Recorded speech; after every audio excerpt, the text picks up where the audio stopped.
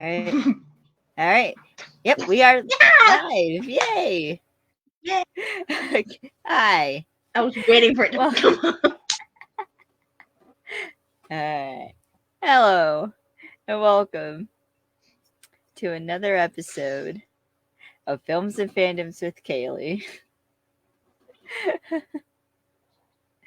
So, today, as you can see by the ticker at the bottom, and if you're listening to the audio, we are going to be talking about Almost Paradise, Season 1, Episode 2, called It's Personal, and I am once again joined by Alex. And for those of you who can see the visual, you will see that we actually. Crap, did it freeze?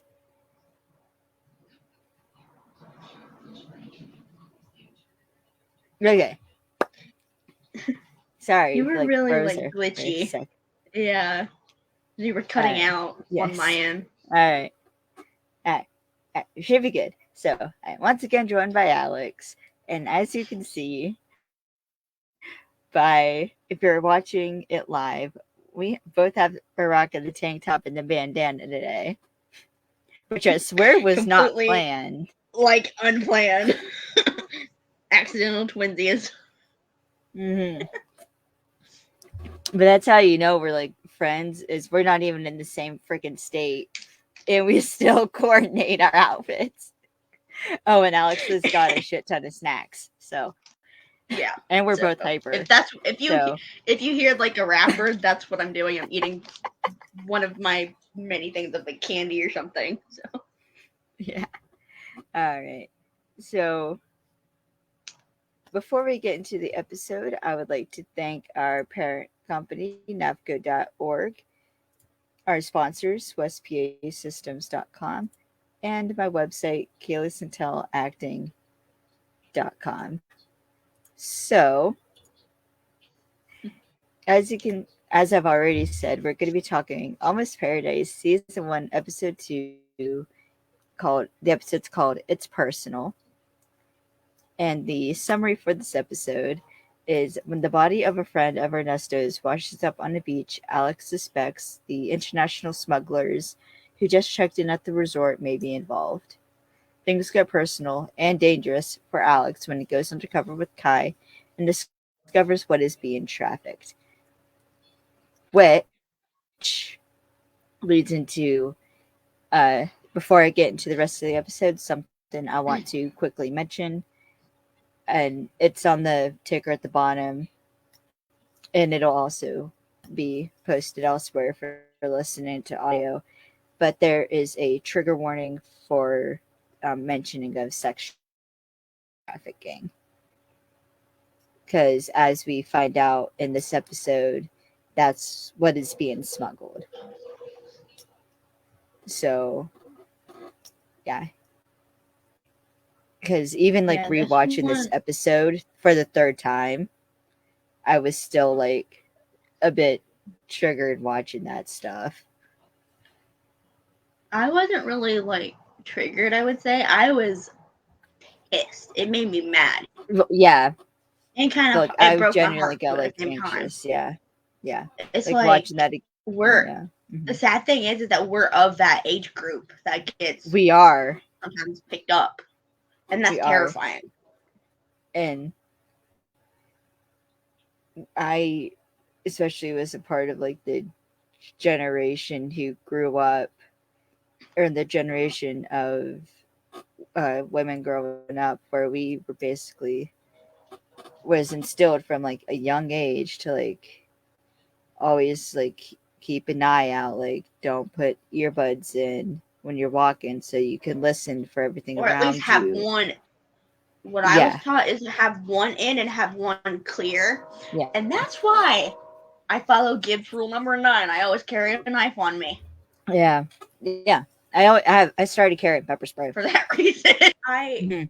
I didn't get Yeah, my like mom bought me trafficked, pepper but spray. got I've gotten catcalled. Yeah. and I did what you're supposed to. I ignored them. The Yeah. second time it happened, though, because I. I was walking in my neighborhood, and there was a group Mhm. I knew they were drunk, Oh yeah.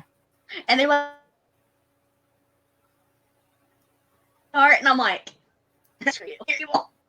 And I looked at my friend, and we grabbed each other's hands, and we bolted. We went Yeah. down Yeah. a Oh my full block god. and around. Oh my god. Luckily, they didn't follow us, but I mean, Yeah. that still gave me Gee. anxiety. It still does. Mhm. When I pass that house, it still gives me Yeah. anxiety. So basically, this is a. And But I was at least also told my to dad's taught hold me basic self keys. defense. Yeah. Mhm. And I was also told like Yeah, it's carry like the keys like in between your knuckles, so you can like shank them, like in which your in the palm. is yeah. So this is very much You could still yeah. hard enough to get a Mhm. But yeah, that I'm type of house so I have it on me just in case, Yeah. because Yeah, you it's never a know. good But idea. yeah, Yeah. This is still a very big issue that's even happening today. So that's why I put the trigger it's warning sad. at the I mean, beginning of here and have it on the ticker so for people who join in it happened later they can see it. at my because I've got a laptop because but there was a girl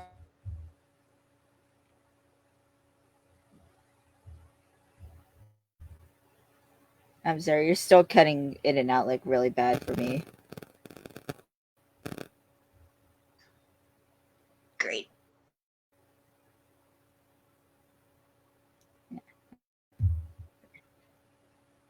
Yeah, I think you're frozen. This is weird because it would go good for a while and then it would do this. So, um,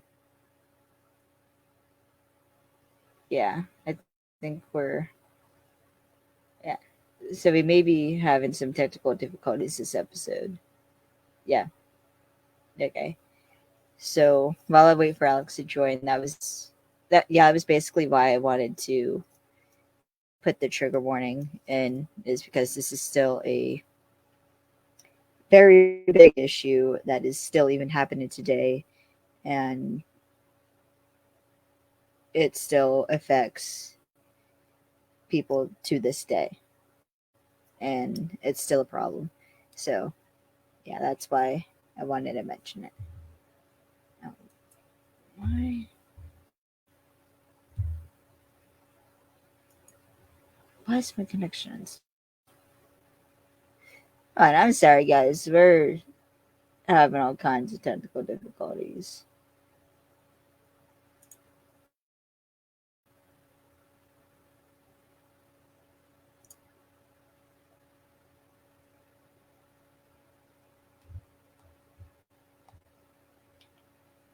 Hold on, I apologize, guys. Brother.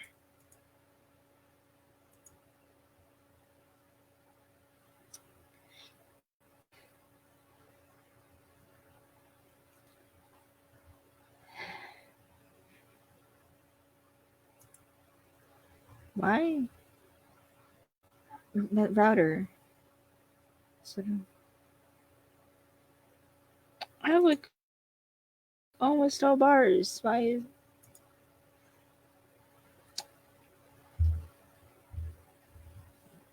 Yeah.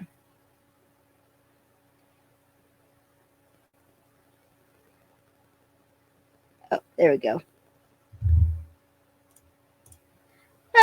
Sorry about that. Okay. My internet did the thing again. It kind of glitched out. So I had to reset the modem. Oh, I was wondering what was going on. Okay. Yeah, So, all right. Now that technical we have all of difficulties that out of again. the way, yeah, technical difficulties.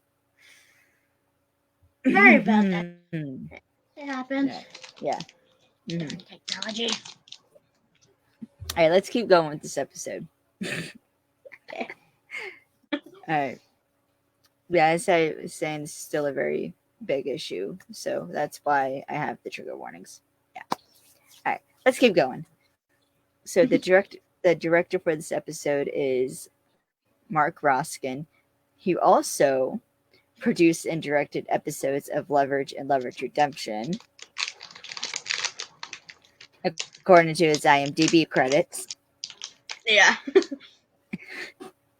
And the writers for this episode are Dean Devlin and Eddie He's an awesome Quintana. director.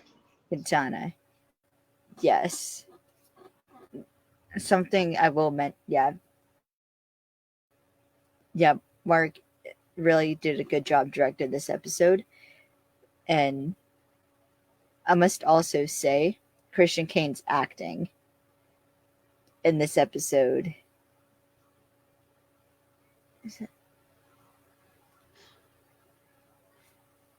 Sorry.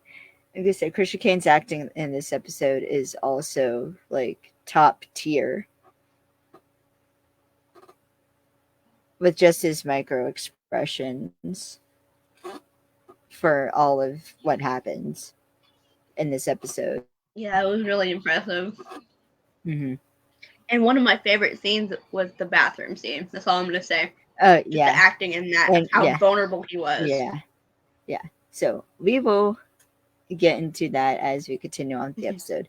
But let's go ahead and get started.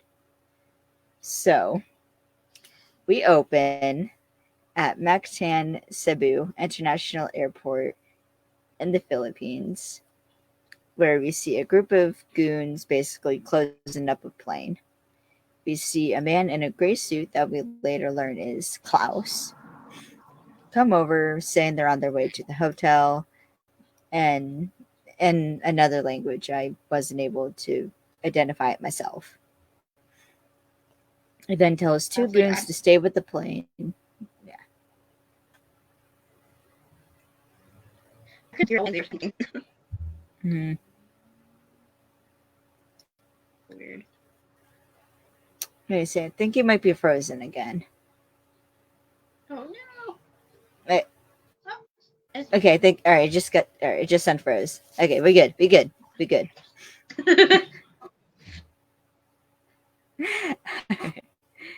Yeah. Yeah. So he tells two goons to stay with the plane in another language. We then see two guards come over. One we learn is Lester Cordero asking who they are. Klaus switches to English and asks how he can help them. Lester then tells Klaus he made an illegal landing. Klaus apologizes, saying he was delayed at the previous destination and there was no excuse for it. Cordero then tells him he needs to see some ID, and then Klaus hands Lester his passport. And Lester tells his other guy, Luzon, to call it in, and tells Klaus they're going to have to hold him until customs arrives. And their custom agents arrive and clear him. Klaus cooperates and says it's his fault and they had come in late. And then Lester asks where their pilots are. Klaus tells him they're already in the car. Then they have the paperwork and permission, seize the hangar, all that is in the car. So Klaus leaves to go get to the car, and Luzon gets on the phone. Klaus then heads to the car as Lester orders Klaus to tell his people to get out of the car and wait outside. Klaus agrees, and Luzon tells Lester customs is on the way and he had to wake the supervisor up. When Lester kind of jokes a bit about that, saying, we won't hear the end of that, I promise. But then Klaus gets handed an envelope by, all we see is that it's a white female hand sticking her hand out which we later learn is our main bad girl, Catherine Himmel. And I'll get more into her a bit later. but basically she hands him an envelope, and she has a charm bracelet also around her wrist, which is also relevant. And also Lester starts yelling that he told everyone to tell him to tell everyone to get out of the car. Then a pretty intense scene, a pretty intense moment. Luzon takes out a curved blade and slices Lester's throat. Then it goes down. Which I must admit, I didn't expect that coming from like Almost Paradise. Because I think I'm still so used to like Leverage and how like there's no bodies in Leverage like ever. And if there's a body, it's like a big flipping deal. And we're it's like, what? 5 minutes into the episode? Less. And then bam. We already got a dead body. It's like, whoa. Whoa. It went there. Mm-hmm. But yeah, for me, it's like, it was a pleasant surprise to see how quickly it flipped. Like, yeah. Matter of seconds. It went from being kind of raises the stakes to like, what? What's going on here? To, oh crap. Yeah. Well, also, that was my reaction in the last when I episode, first watched someone getting stabbed with a nice pick, so. True. I mean. And then stuffed in a cooler, so. Yeah, an ice block. Pretty much. Yeah. But this was like, for me, I was like, the heck? Whoa! Yeah. But that was a good, like, it pulled me in immediately. It was like, oh, what's gonna happen now? What's going on? Yeah. But you don't get that from these types of shows. That are like usually crime dramas. It's more usually back. don't. Yeah. But it was a nice twist. It was a nice it is difference, which I thought was cool. Because usually you get this like graphic stuff from like Law and Order, like Law and Order or SVU, or like Rizzoli and Isles too. Yeah. Well, I didn't. I never watched that. Yeah. Oh, I have. It's really good. But yeah, it's been kind of those. But yeah, Law and Order SVU and gets kind of graphic, but that's that type of show. But with this, I was not expecting it to be almost instantaneous, and it blew me away. Yeah, but I also goes to show you about how incredible Dean is of keeping you on your toes.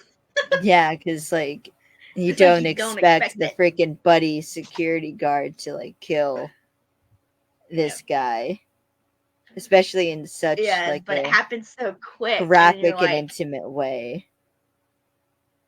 Too.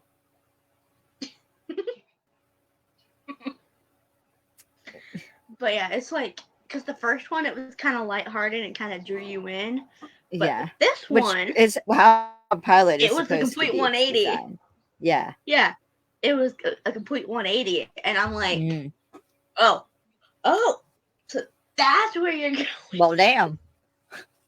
I know. I was like, that's what it would be equivalent to. Pretty much. Well, damn, we're going there. All right, let's see where this goes. I was like, alrighty then, we're going this way. Okay. Yeah, I just realized, like, there is such a variety though when it comes to Almost Paradise, because you have in the first episode you have just drug trafficking. Yeah, typical. Then in like this cop episode stuff, it's sex trafficking. More, yeah, and it's like more third specialized type of election tampering. Yeah. Yeah, freaking third episode we get election tampering. Yeah. Fourth episode is like again a little bit more different, little different variety, but I think I guess to show you that it's a different variety of different types of episodes that these like cop To keep you on your genres, police toes. procedurals Yeah. have done, Mm. but Mhm. it's all compacted into one. Yeah. And then But mhm. I think by like episode 5, it gets explosive. Yeah, because episode 5, there's a literal typhoon. I know.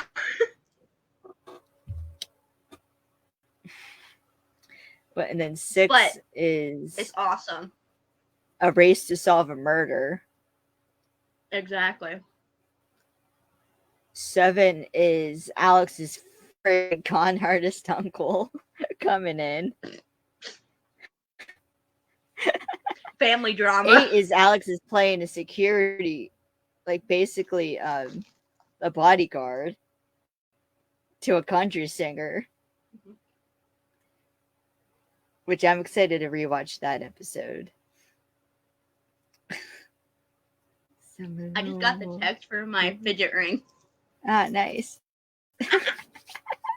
Yay. It's gonna be here the 31st, so on Tuesday. Nice. Nice. All right. Little And, random segue, but then sorry, it's it happens. freaking murder at a wedding is what 8? No, that's 7.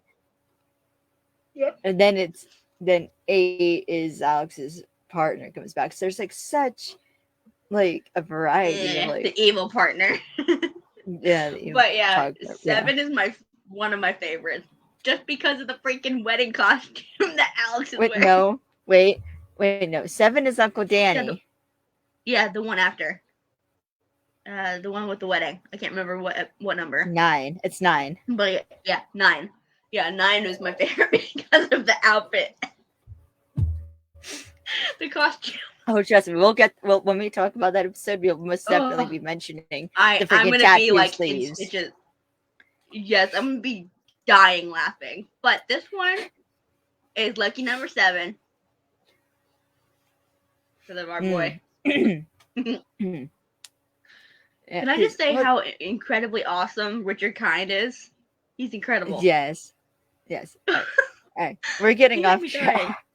Yeah. We're getting off track talking about episodes. We're not even there yet. So, continuing on. So after Luzon kills Lester, Klaus hands the envelope to Luzon and says, and tells him to clean up the mess and his people will secure the plane. Klaus then gets down beside Lester and says he's really sorry about this, but as it turns out, his men can be bought. And then just the way that was said, that actor brought the heaviness to it. Yeah. But at the same time, it was like a knife to the heart because you're like getting cold, a double whammy. You're getting the fear, but you're getting that betrayal of somebody screwed up to get you put in harm's way. Yeah. That's what I got the vibe from, which is kind of crazy. But that's something I wasn't also expecting. I was not expecting it to go that dark like that. Yeah, because and then I think it's Catherine does like the hand motion to like move on, and Klaus gets in the car. Yeah, and then it kind of leaves you wondering, like, what the heck's happening? Yeah. When I first watched it, yeah. When I first watched that part, it left me kind of confused because I'm like, yeah, what? Look, he's the woman in the car. I'm like, wait a minute, there's a missing piece here. Like, what is that? And then I never found out until later. Yeah. Yeah, so because I watched Almost Paradise when it originally came out last year. Yeah, I can't believe but I had forgotten what had happened. Yeah, I can't believe it's been that long since it came out. And I remember binging all. I think I talked about 7. All of them. The first 10. I binged them as soon as they came out. Yeah, because back to back to back. Because And then I actually bought the first season on Amazon. but yeah, and Yeah, I bought them. I bought them, yeah. when I remember when they had the first Facebook Live for Almost Paradise for the first episode. Oh yeah, The because first 2 episodes. for context, basically after every episode of Almost Paradise, it was like what Devlin, Christian Devlin, Kane, DK, Art, Sam, Art and like a couple of like Acuña, and Sam, Samantha, Richelle. I love her, and I like think a they would couple of have others. guests on Fred depending on Coury, the episode. Fred, yeah, Fred would be. I love him. He's awesome. That's another story. Yeah. And they would just talk about the episodes, So like their favorite I'm looking things. at the view counter, waiting to see what happens. Oh God. I'm gonna cry. Oh, I swear. Literally, I am going to flip if this happens. So basically, why we're so hyper this episode is because, in order to, you may have seen this if you come from my social medias, I have been trying to promote this stream. To promote it. Well, then my dumbass decided to tag Dean Devlin. You screwed up. I did. Because he retweeted it. Oh God, yes. And then Fred Coury also liked it. So I'm hoping / not hoping they come. If you are, I want to know so I can watch what I say. Yeah, okay, so I have it pulled up so I can see how many people are watching. On the Twitter one, or? Yeah, just so I can see. Oh my God. Alright, you'll have to keep me updated if anything happens. Oh, there's one person. You sure that's you? Yep, that's me. Okay. I'm gonna wait and see. Right, I'm gonna watch that to see if it goes up.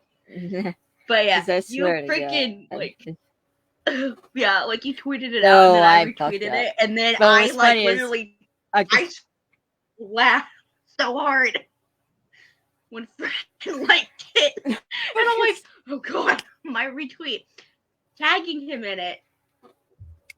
Yeah, just because after I got the notification that Dean. Yeah, I saw the notification that Dean Devlin had retweeted it when I was at work and I had my watch on. I saw it pop up on my watch, and literally my reaction was, "Fuck." I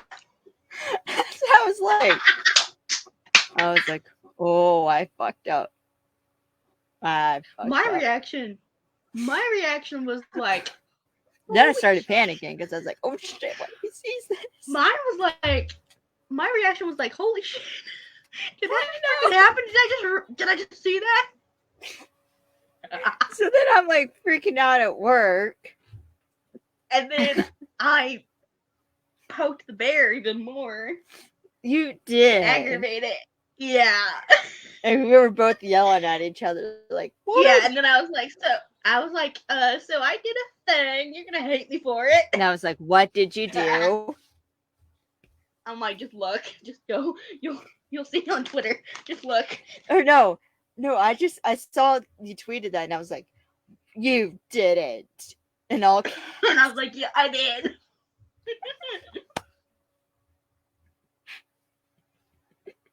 Okay, we need to continue on with this episode. Because we're already a half hour in and we ain't even past. Speaking of opening credits, I love the intro. Because it's basically just intercut with scenes from the first episode with like each character. And it comes like.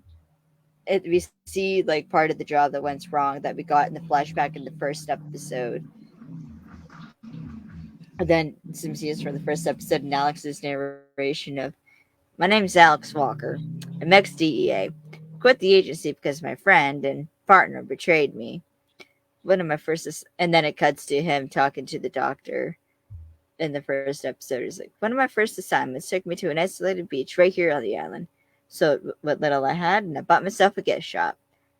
Just no peace, or just peace. No stress, no drama. Boy, was I wrong. And then it cuts to the cover screen. Then it cuts to the title screen. In my mind, I'm thinking, oh, buddy, you just jinked yourself. Exactly. And this episode proves that point. It Because does. he jinxed himself. He did hard. Because Yeah. poor Alex, man. He kind of did it to himself. Crap. Let's be honest. What? What? 2 views. 2 views. Hey! Hi. You're reviewing us on Twitter. Hi. Wait, can you see who it is? No. Please tell me you can see who it is. No, I can't. Crap. Damn it. I'm scared. I'm scared too. Because if you think about it, so Alex. Okay, first thing we learned about Alex is he hasn't taken his hypertension meds because of sexual side effects. Okay. That makes him a dumbass. I know. He's an idiot. He sold what he had and bought himself a gift shop, and he thought retail was stress-free. Oh, buddy. Poor buddy. I'm It's sorry. seriously, But man? as someone who works in customer service, That's like it a is high-stress not environment. stress-free. That is not the environment you want to be in if you're trying to avoid stress.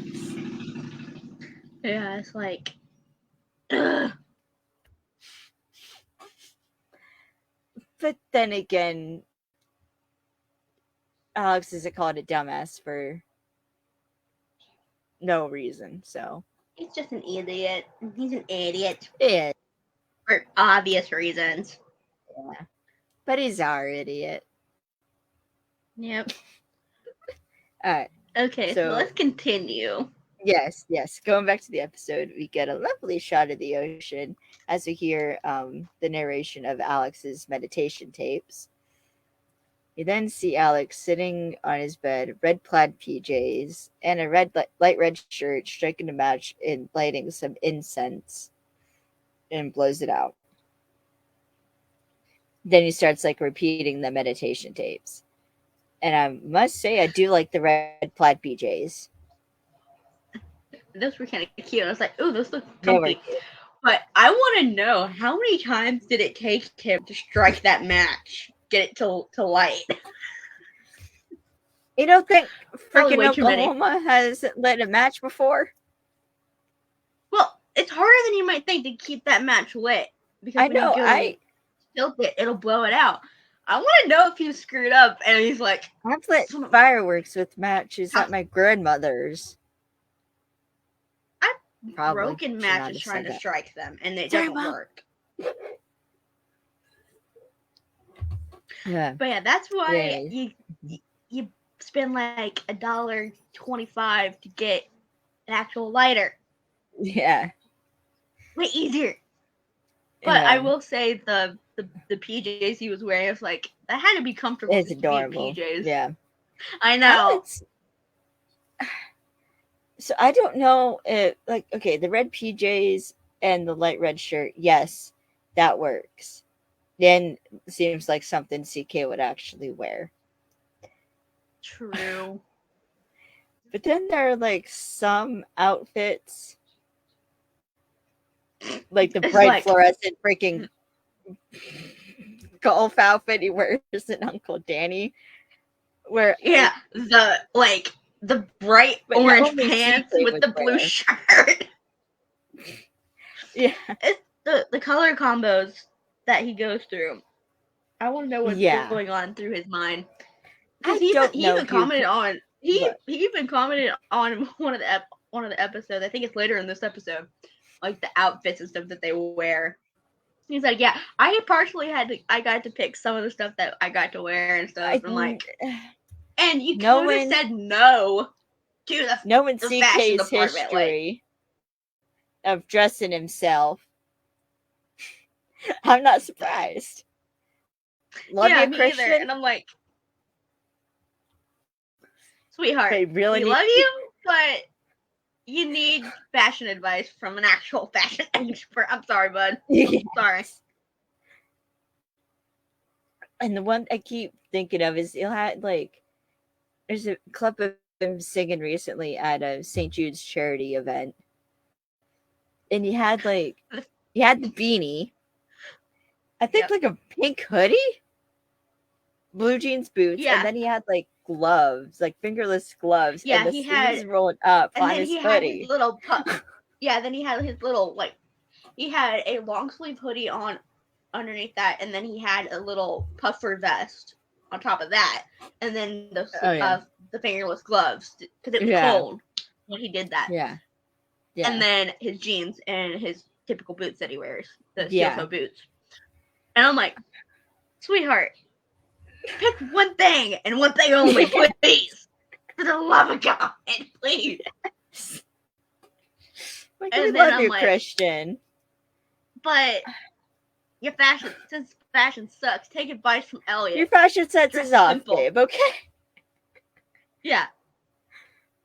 Take advice but then again, from it does actually kind of make Elliot. him a bit more adorable, so. True. He's a dork, and I love it. He is a dork. He would love him for it. But, I mean, the one thing that does work for him is the bandana. That's the one thing that works. Bandanas, yes. Yeah, and we're channeling him today, and I am already blushing. I'm already blushing.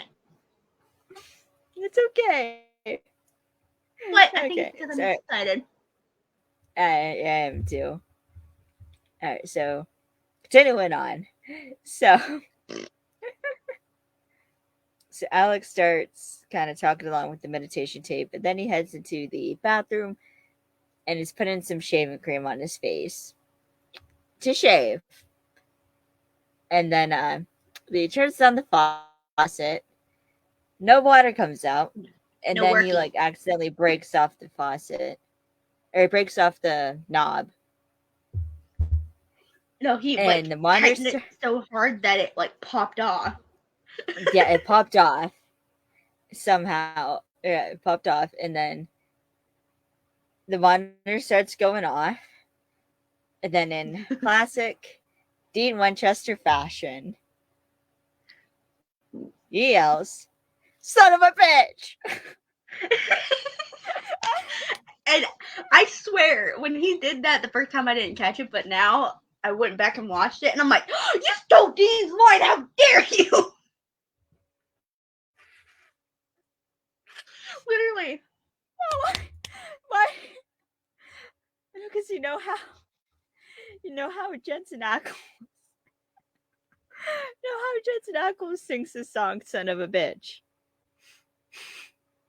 Yeah. I want Christian to sing that now. Or what if they do a duet? Oh, that would kill me. So happy. Oh God. Okay. Okay, continuing on. So,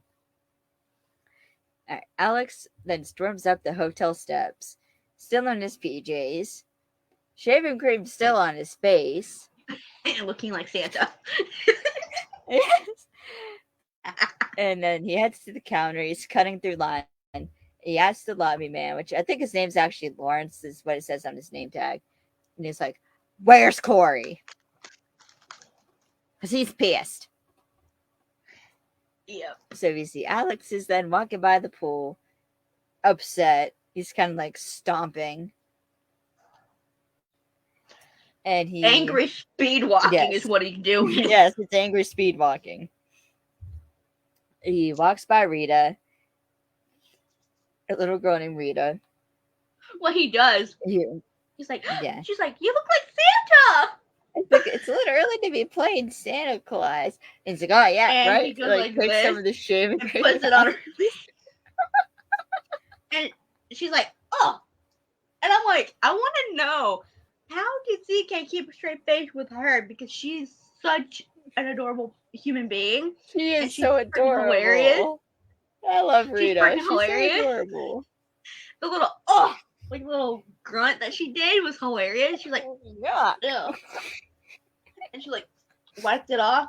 I want to know, how did they keep a straight face during that little interaction? I don't know. Yeah, and I have that written down. You look like Santa.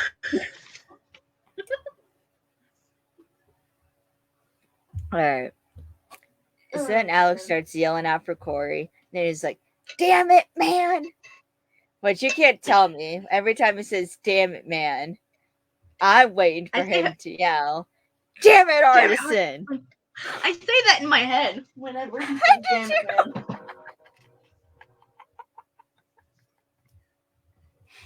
But, I mean, I miss Elliot. It's CK. Come on. Yes, there are multiple kinds of damn it, Artisans. Continuing on. So Corey then asks like what he's doing and tells him he's frightening the guest and he looks like a rabid dog. And she's like pulling him to the side. Yeah, she grabs onto him by the elbow and pulls him away. Yeah. And I want to know, the actress who plays Corey and CK, I want to know if they looked at, when they were looking at each other, if they ever broke character and started cracking up. Because they probably did. Maybe. And I need that gag reel. We need a gag reel. Yes, Dean, if you're listening. Dean Devlin, you watching this somehow, we want the Elmer's Paradise gag reel. Please. For the love that all is hilarious. Please. I'm begging you. Yes, there's got to be a gag reel somewhere. All right. So Alex tells Corey that she turned his water off again. And Corey tells him she turned it off because he didn't pay. Alex says he's 2 days late and the gift shop has been slow. Corey says it's not a problem. Alex tells Corey he's going to pay her and she knows he doesn't get his benefit checks until Thursday. Corey tells Alex he'll get water on Thursday. Alex asks what he's supposed to do until then. Corey says smell bad. Yeah, and the fact that just the way that she said it is like, well, then you smell bad. And I'm like, like the way that she said it was so hilarious. But like I can see just the subtle twitch in his eyes, like, oh yeah, he's shaking. Yeah, and he just takes a deep breath and just like goes to his eyes for a split second and then looks at her. Like, I can't believe you just said that to me. Which, I'm sorry, that is a little bit of a dick move. Like, but I mean, she is his landlady. She controls his utilities and stuff. But I mean, give him a little bit of leeway, considering. Yeah, like he gets paid on a Thursday. You don't make it due on a Thursday, or at least do on the day that. Like, yeah, or even like Friday, the following Monday. Yeah, or the following something, week. Yeah. In case like it didn't cash or something. Or something happened. Give him a little time. But like, because he's obviously gonna pay. Yeah. But the reason he hasn't been paying on time is because he has to wait until he gets his checks cashed to freaking pay the bills. Yeah, until he gets his checks. And she knows this, but she does it anyway. Exactly. That doesn't make sense. It does not. All right, continuing on. So Alex then steals a towel and wipes the shaving cream off his face. He just grabs a random ass towel too. Yeah, from It was from like a maid or something walking by, and he just grabbed a No, stack. it was on the freaking Yeah, chair. yeah, it was like a beach towel or something. Mm-hmm. And I'm like, you just stole from a guest. How dare you? You just pulled a Parker. And bad too. I know. Well, we'll get into that a bit later. So then Alex sees some black buckets, some big black buckets. So we now are at the beach, and we see the cops have the area taped off. And Ernesto and Kai make their way through the crowd of people and press. They flash the badges to the cop watching the scene, and Kai asks what they got. Cop tells them a body washed up on shore earlier in the morning, and Kai asks who found him as Ernesto walks over to the body. Cops tell her that local surfers did, pointing to, I believe it's a male and female surfer talking to another cop. Kai tells him to take them down to the station to get statements. So Kai then walks over to Ernesto and he's kind of nailed down at the body. And even from like the far away shot that we get, he looks shaken up. Yeah, when he walked over there and knelt down, his face changed almost immediately. I could tell something Body was off. language too. His Yeah. body language changed. He went from being kind of standing up straight to kind of pulling in and pulling down. Mm-hmm. He's feeling there's some sort of emotion going on in his heart that I could see in the way he's holding himself, and I knew right then and there something bad had happened. I could just tell, and I was right. Yeah. And we see that the body is indeed Lester. His uniform, white uniform, all bloodied, and his body covered in sand and seaweed. So Kai then asks Ernesto if he knew him, seeing him like kind of put his hands to his head to his hand. And Ernesto tells Kai his name is Lester Cordero, and he was a student of his at the police academy who flunked out because he didn't have the instincts for police work. But Ernesto said that shows you how hard it is to be a cop in the first place. Yeah. Because you have to have a certain skill set of just basic understanding of reading people, basically people skills. Yeah. To be able to like discern from good and bad, pretty much, and he didn't have it. Yeah. And the fact that Ernesto saw that was kind of impressive. Yeah. But also that Ernesto did like make an effort to help Lester, as Ernesto says that he helped Lester get a job at the airport as a security guard, and his wife Pilar works cleaning rooms at the resorts.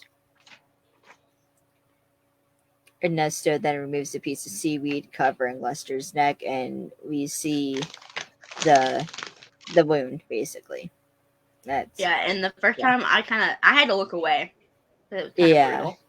It is very brutal. I mean, anything like that, it props to the FX makeup people. Yeah, that was impressive. It was gross. Yeah. And I don't know if it was in my head or something, but when he reached to do that, his fingers were shaking when he moved the seaweed away from that would his make neck. sense. Yeah, because it's a friend, somebody you know. And he broke a Gibbs rule: never get personally involved in a case.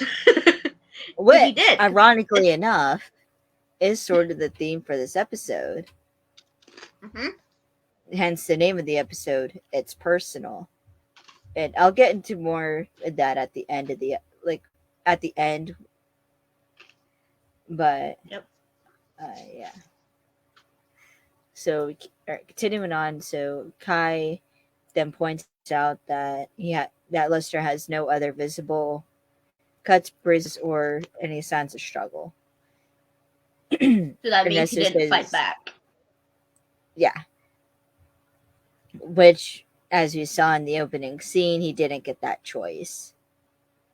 Yeah, because it happened almost Sadly. instantly. Yeah. So, and Ernesto makes the point saying that he's never met anyone who didn't like him. So back to Alex, we see him and Rita walking along the beach. Alex is carrying 2 buckets of water, Or one. one in each hand, and Rita's carrying one. And And she's Alex doing says, like a penguin waddle. well, you kind of have to. I know, considering how small she is compared to that bucket. Yeah. That's like me when I'm carrying the our uh things of silverware.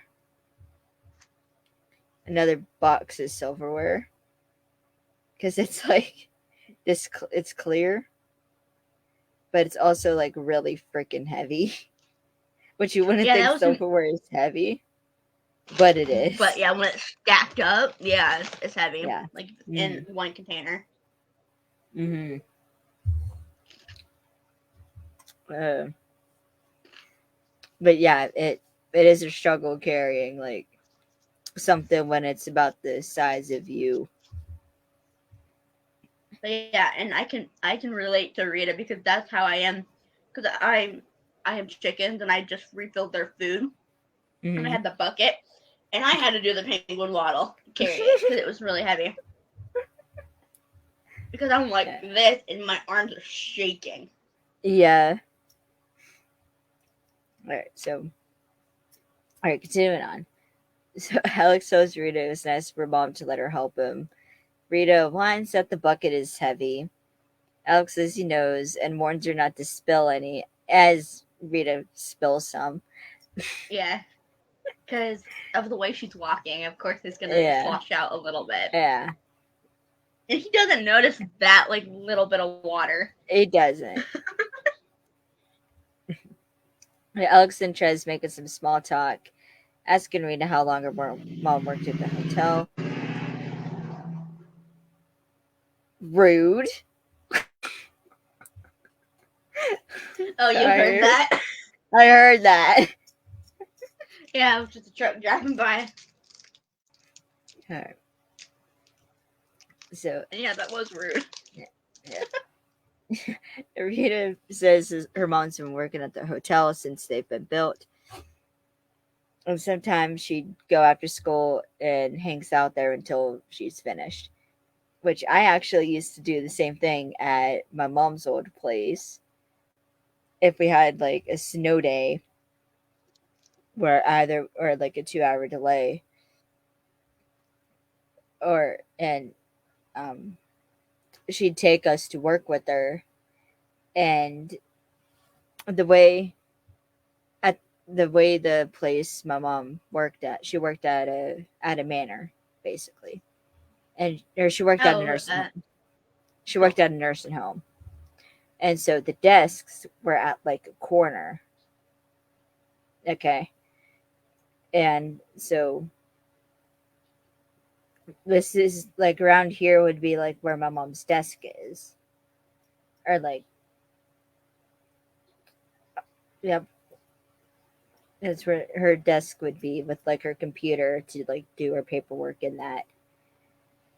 And me and my brother, we would we had the Nook tablets. I don't know if y'all remember these, I but had I one of had it. those too. Yeah, me and my Well, I brother had the both had. e-reader. I had the Well, me and my e-reader brother both had version the of it. actual Nook color or the Nook tablets, Cool. and we'd hide under the desk. Then she'd put blankets up, so it was like blankets up A covering little the. fort? So it was Oh, like a little fort, and me and my that's brother adorable. would sit on bean bags underneath there, complete silence until my mom was done with work, or we had to leave to go to school. And also on we used to have this tradition because in my or in the last podcast episode, we had talked. I had said about how I used to play poker, and the tradition was on Friday nights when me and my brother were both in middle school. We would get picked up by our papa, and we'd go over to um, the nursing home, and we'd play poker with the residents.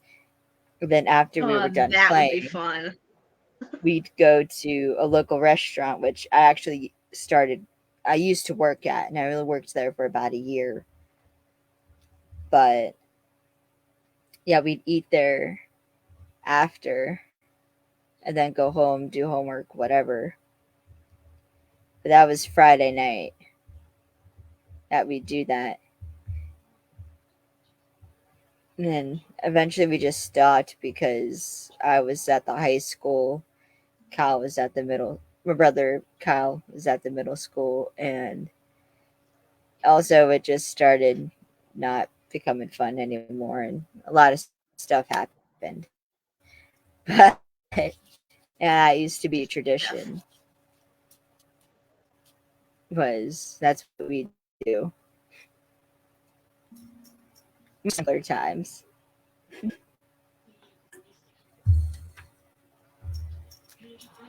Now I'm about to move into my first apartment, so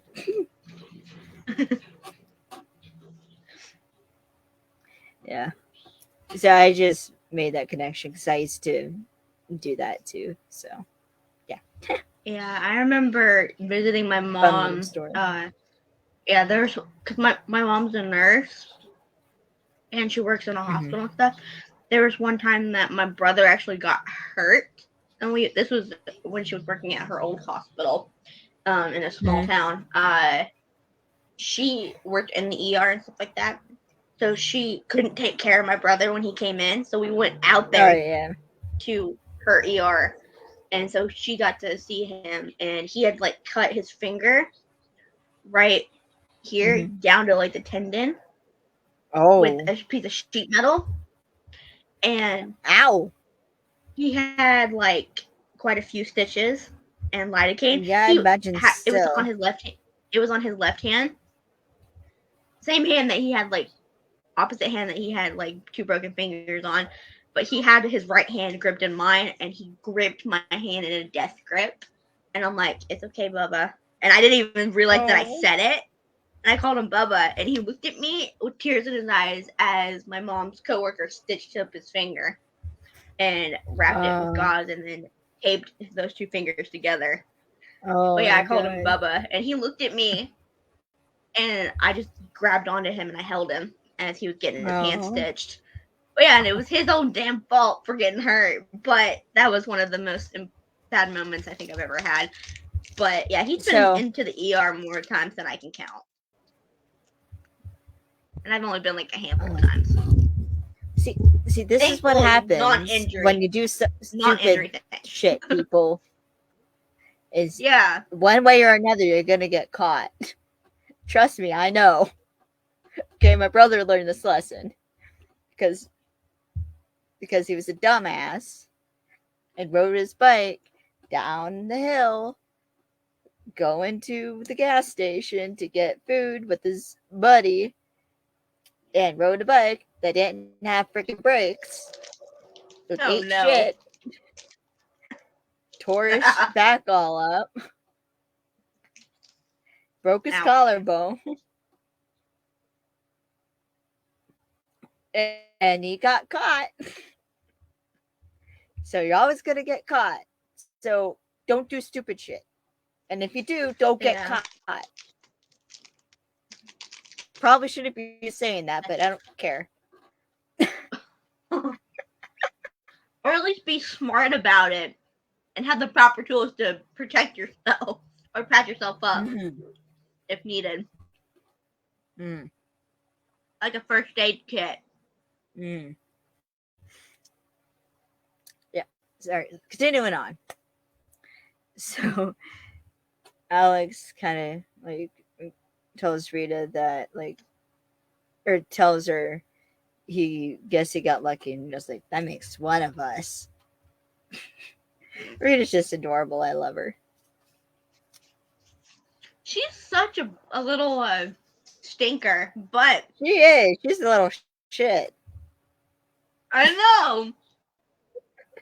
But I will say that interaction between her and CK is perfect because they have that banter back and forth, and he kind of looks down on her like a young version of his daughter, pretty much. Yeah, because like that yeah, we're annoying getting little that in a kid, second. Yeah.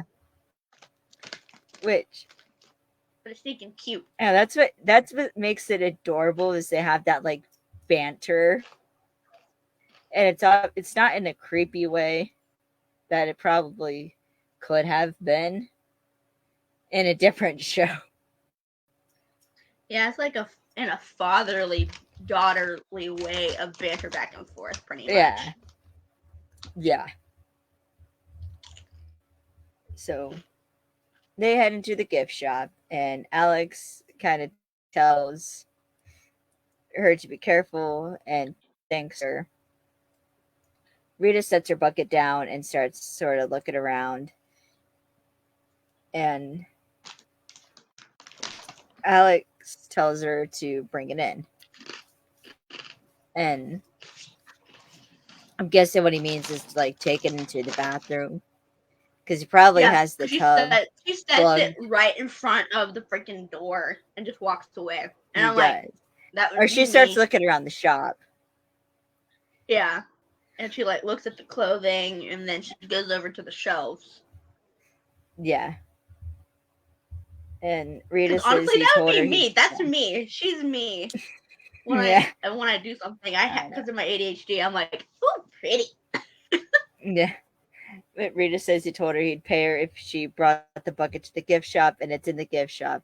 And Alex is like, She's being fine, smart take with whatever you him. want off the racks. And Rita looks around and spots a purple crystal on the shelf.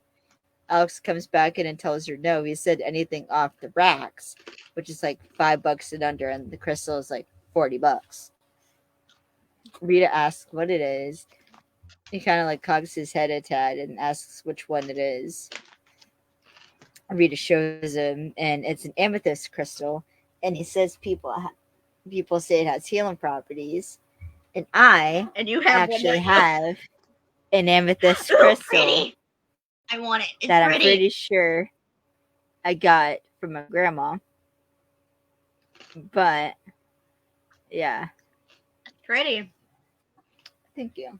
Yeah, I keep it up on my shelf here. Oh, you can actually see it in the background. Um, Rita gets this adorable little smile on her face and she lights up and it's like, I want it. And I was like, no, I said anything off the racks. Then Rita totally. Yeah, she's like being a little bit. She like totally put on the puppy eyes with him. She did. Yeah, and she like And looks his up one at him like, voice, like, please, I and, want and he it. came. Didn't even try to fight it. And he finally just caves in. He's like, all right, fine. But as funny as his face, he's just so done. But there's also a moment of like, this is not working on me. This is not working on me. This is not working on me. Damn it, it is. Yep. And it was like CK trying not to smile in that moment. Because she's like full on like, please, like begging him for this. And he like looks at her like out the corner of his eye like, nope, not working. Nope, nope, nope, nope, nope. Dang it. And he's like, And damn it, fine. yeah, and And that got me laughing. then he tells Rita that she reminds him of his daughter as she's a little older than Rita, but just as annoying. Which Alex. That was mean. But That also was kind of me. funny too, because she kind of looks at him and kind of tilts her head kind of like a puppy, confused, what? Does that mean I can have this? It's like, yeah. That was adorable. I was like, yeah, whatever, kid. And that was adorable. Just the way that she asked was like, yeah, you "You're earned like, it. and he's like, yeah, fine. You earned it. And he kind of winks at her a bit too, I think. Yeah, he did. He totally did. He's like, all right, fine. But he yeah. He did it subtly, where it was quick. He did. Yeah. And then, sorry, freaking eyes are watering. And he comes back up with some candles. And Rita thanks him. Alex like, yeah, he's putting the candles up. And Rita calls him Santa. And Alex is like, hey, man. He's like, he kind of looks at her like he's trying not to smile when she says that, but he's like, hey. Just kind of looks Not annoyed to bring and kind of Elliot into this. But that could have been a total good place for a damn it, man. Which I would hear in my head, damn it, Arson. Yes. Or no, I'll never get over that. Damn it, Parker.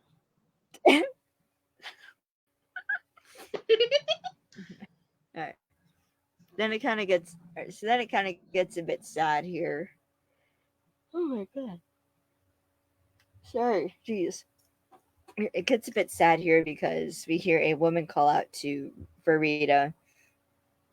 Rita runs outside and we see it is Pilar, who is upset, and two cops are behind her. And it's like that desperate mom crying out for her kid, for her scream. And I started to tear up. I'm like, oh no. I just knew in the back of my mind, I was like, oh no. This can't be good. And I was right. Yeah. Yeah, and Rita ends up dropping the crystal and running to Pilar, who we find out is her mother. That was cute. Yeah, and then Alex, the way that she wraps her arms around her mom. With Alex probably sensing something's wrong, steps out and he sees what's happening. Pilar takes Rita's hand and they head to the cops, and then they leave. And then Alex picks up the crystal. He looks down and sees that the crystal's on the porch, and he picks it up. And then picks it up, yeah. Yeah. We then see Alex is walking through the police station. Yeah. That was just sad. It was sad. And then we see... He could tell something was wrong. Yeah. He had the gut instinct. Yeah. And he's walking through the police station. And we see in another room Ernesto and Kai talking to Pilar. And Pilar is crying out no and collapses into Ernesto. And he catches her and tries comforting her, though it's still obvious he is still shook up. Yeah, the pain for her and for Rita, I think, was a mix of, and is also a little bit of his own grief at this point too. And Rita's sitting down at this point, kind of off to the side on a bench by herself. Yeah. Which that goes to show you. It goes to show you that people kind of take news in their own way. Yeah. I'm kind of like Rita. I want to be by myself. In fact, I was by myself when I found out that I lost a loved one. So I kind of relate to her pain at this point. And I just remember immediately wanting to go hug somebody. Somebody being my godmother, who I was staying with. And I dropped the phone after I hung up with my mom, because it was my grandfather who had passed. I'm sorry. And I could hear the pain in my mom's voice, and the first thing out of my mouth was, "I'm sorry," and she was like, "It's okay." They were headed back to see him one more time, but on the drive back, they got the call that he had passed. Luckily, he wasn't in pain. That's But good. And they got to yeah, see him, and right? yeah, we got to see him on his birthday, like a week prior Oh. to this. And Oh. I just remember hanging up the phone, dropping it, and I just went out of my cousin's room that I was staying in, went out to the living room, looked at Lori, and I'm like, I just said, he's gone. And she got Oh. up, speed walked over to me, and I collapsed into her, and I started sobbing my eyes out. My heart broke. I'm sorry. So yeah, this one's also personal for me because I know what loss feels like. Mm-hmm. And losing a loved one like that is not easy, especially someone if you're so close to them. But yeah, I can relate to what Rita's going through and what her mom's going through at this point, and it hurt. It dug at the wound. Mm-hmm. It's been a few years. It's been about 5 years since he died. Oh, sorry. I still miss him. Well, he's in a better place now. That's all that matters. Mm-hmm. But yeah, it hurts still. So yeah, like I said, this one is personal for me too because I've experienced loss like that.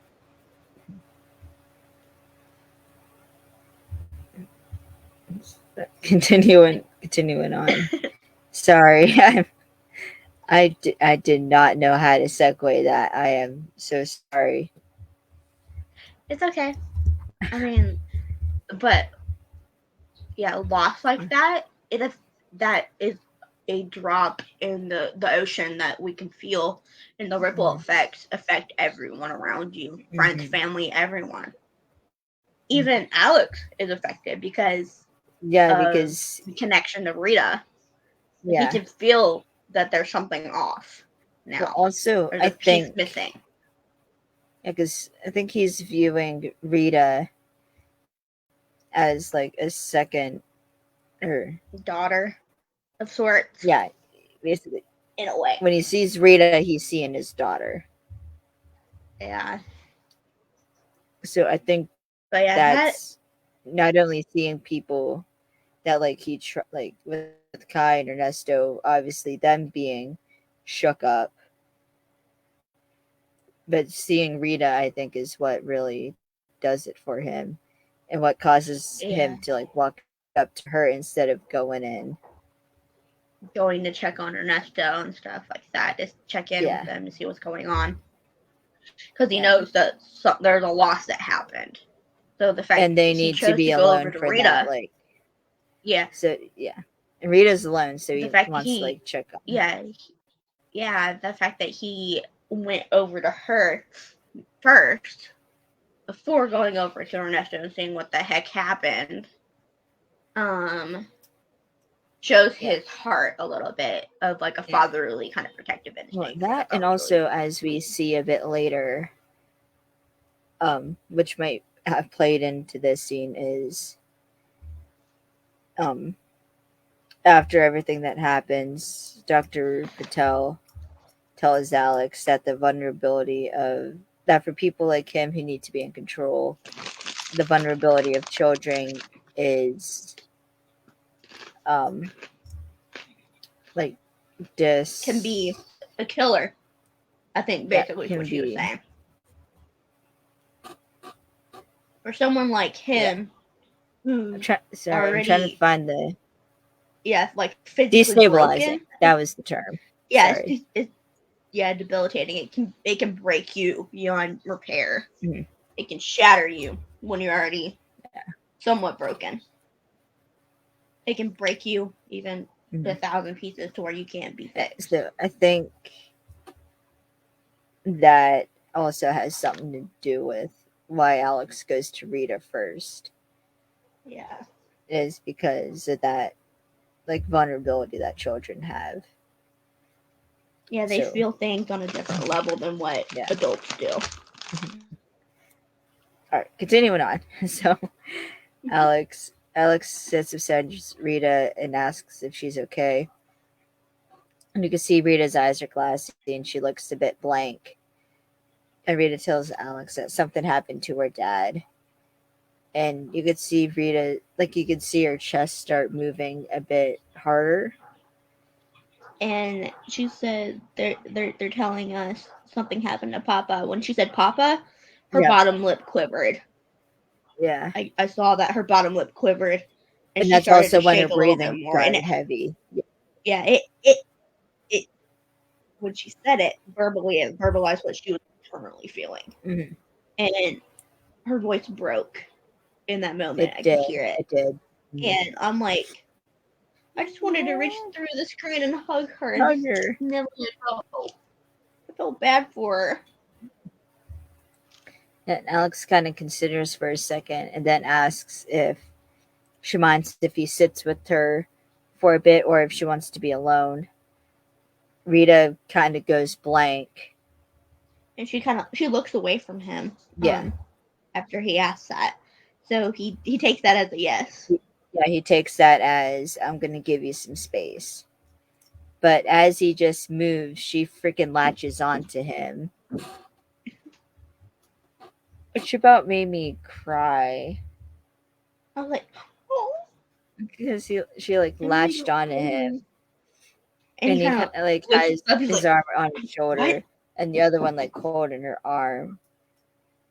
And it's like, whoa, like, Are you okay? Yeah. Well, honey, I'm not. okay. So, yeah. So basically, that was an emotional moment for me. Just seeing like Rita all but latch on to um, Alex. And also, there's just something about. You good? Yeah. Okay. Just making sure. There's also just something about just CK and kids. Yeah, he's got a soft spot for kids, Well, that, especially and I think that kids like him. Mr. Quinn himself, Clayne Crawford, his sons. CK loves hanging out with them and spending time with them. Oh, well, because I remember in one of the leverage audio commentaries, they all say that basically kids treat Christian as Batman, like the They coolest guy. Which I mean, yeah, they're like drawn to him. I mean, like who they wouldn't are. be? Kids Because are he's drawn to like Christian. because he's got that like lovable side to him, and He does. he just radiates like he's a big ball of sunshine, He pretty much. is. He is. He's And like I know he Elliot. He's says tough on the outside he's. but squishy on the inside. Yeah. I know he keeps saying that, like, he has, like, a temper and though nobody has really, like, seen his temper. And he's like, I remember there's one clip of him performing at a bar. You know what clip I'm talking about when I'll say it. It was at Dante's. Ah, And yes, he's like, because I'm not it that was that for an encore. yeah, He and went he's back like, to I'm do the not that encore. likable of a motherfucker. That's what he literally said. Was it went out on And his stage voice cracked. The voice cracked. and he's like, that's what he said. And I was like, I know I'm not that likable of a motherfucker. and I'm like, in my mind, I'm like, the fuck? Excuse you? Excuse you? Did you say what I just thought you said? Hell no. Negative. Nope. Wrong. I can't see him getting legit mad, but maybe that's because I only see what he essentially side. like shows everybody. Yeah, but I mean, of course, I just can't see him getting angry. He's like a wolf. He is. He's like a wolf. Cute and cuddly, but then can be kind of mean. if provoked, probably is kind of that sort of thing. Because I was, sorry. Now I got that clip going on repeat in my head. Damn it! So do I. Because the little voice crack. It is. It's funny. Oh man, it cracks me up. Because that's what he's also like adjusting the mic stand too. Yeah, and he's like on his tippy toes. He is. He's like, I know I'm not that likable of a motherfucker. And the little smirk he did. Oh He my did. goodness. Like, And that was also after he drank a bottle of Jack straight, so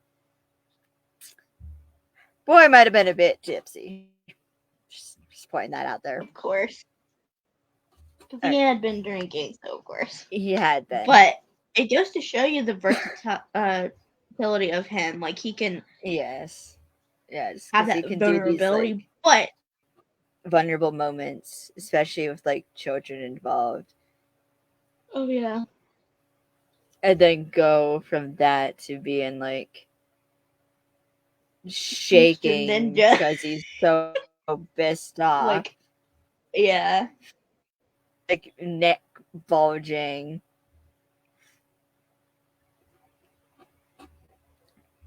Continuing like, on. Angry. Yeah. But yeah, that shows you how good of an actor. Mm-hmm. He's got a lot of tools in his tool belt. Yes, he does. All right, we should probably continue on because we're already at almost an hour. We're not even close to being done with this. No, already an hour in. Oh my god. So almost an hour and a half in, and we ain't even a quarter of the way through the episode. So, jeez. All right, so Rita then, or Pilar, sorry, then calls for Rita. Rita sees her, just like, Mom? Ernesto is behind Pilar, and Kai is like back a bit. Rita and Pilar hug, and she kisses Rita's temple. And then Pilar tells Rita they have to go. Ernesto side hugs Pilar and kisses the back of her hair and lets them go. And Ernesto's like, poor kid, as Alex stands up. And Alex immediately like asks what happened. And Ernesto tells him her father's body was found earlier in the morning, throat slashed. And Alex then asks, of course, because now he's taking it personally, if they have any because leads. He's got a connection to Rita, so he kind of feels like he wants to help. Mm-hmm. And he's like, how can I help? Is what he asked him. Yeah. But Kai's like, oh, now you're interested? And Alex is like, what are you talking about? She's being a little bit of a little shit right there. And I'm like, she is. It's but I mean, Rita I guess it's good reason. About. Yeah. I guess it is good reason because as we find out, a kid's involved. Well, that kind is why Alex is interested. But the reason why Kai is a bit snippy is because apparently Kai and Ernesto have been bringing cases to Alex and he's been turning them down.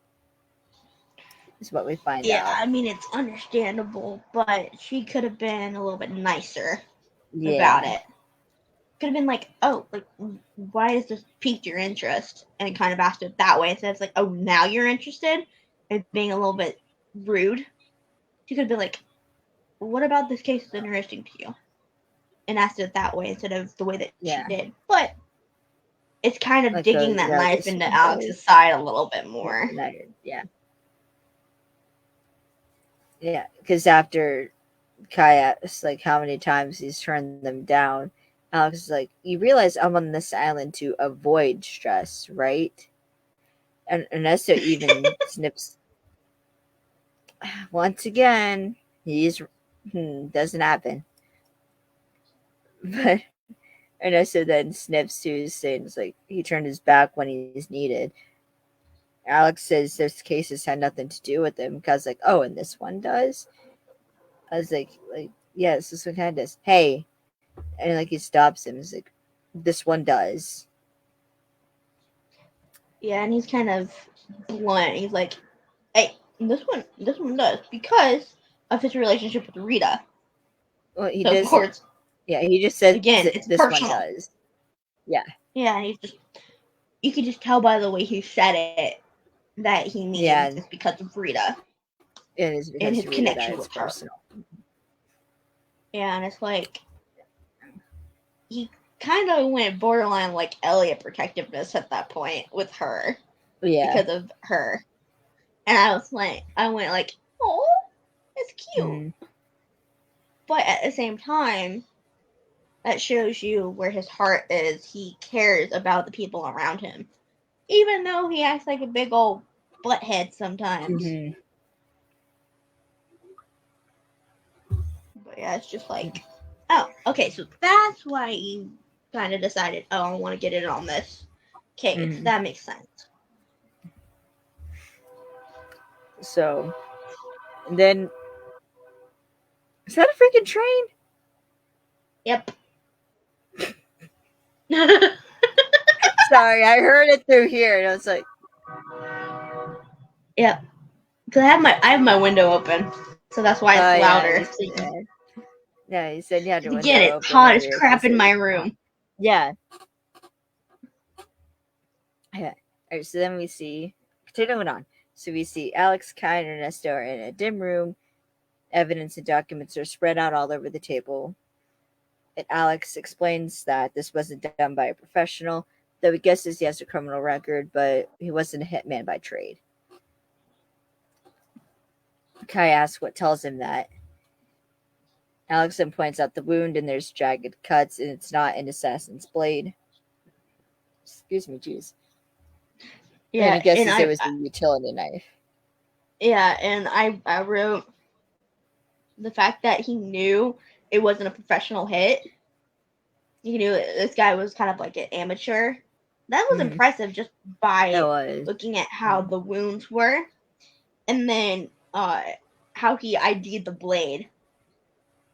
That impressed me. I was like, damn, boy, how do you know this? Mhm. And what does he say? He's like, when Kai says, it's like, when she looks at him, like, how did you, what? Like, Because how did you Alex says ID it's a that? reverse S blade, Yeah. is what And it then is. Kai says, you can So, tell all that by looking at a photo of a wound and Alex says, you can't? with that little smirk. Which, I must say, this is a And missed opportunity for it. It's very distinctive. yeah, and I wrote that. I was like, it was it's a very distinctive. And then I put his smirk. You can't. And it was like, you can't? And he kind of looked at her like, okay then. And that was hilarious. Yeah. But yeah, that goes to show you that, and that reminds me when this episode came out and the Facebook Live for this episode, Mhm. Dean said it was like, yeah, we kind of wrote it that way to where it was kind of like it's a very distinctive, but it wasn't really. And Christian just It was looked more at, for like the people who know will appreciate this. yeah, like the people who know, they have a little insider thing. They know like just the phrasing, like they could tell. Like if you're a fan of Leverage, you know what we meant when we said it this way. And I'm like, So yeah, no crap, girl. And I'm like, no duh. And I'm like, I said it in my head when I rewatched it. I'm like, it's a very distinctive, very distinctive. wound. It's very distinctive knife cut.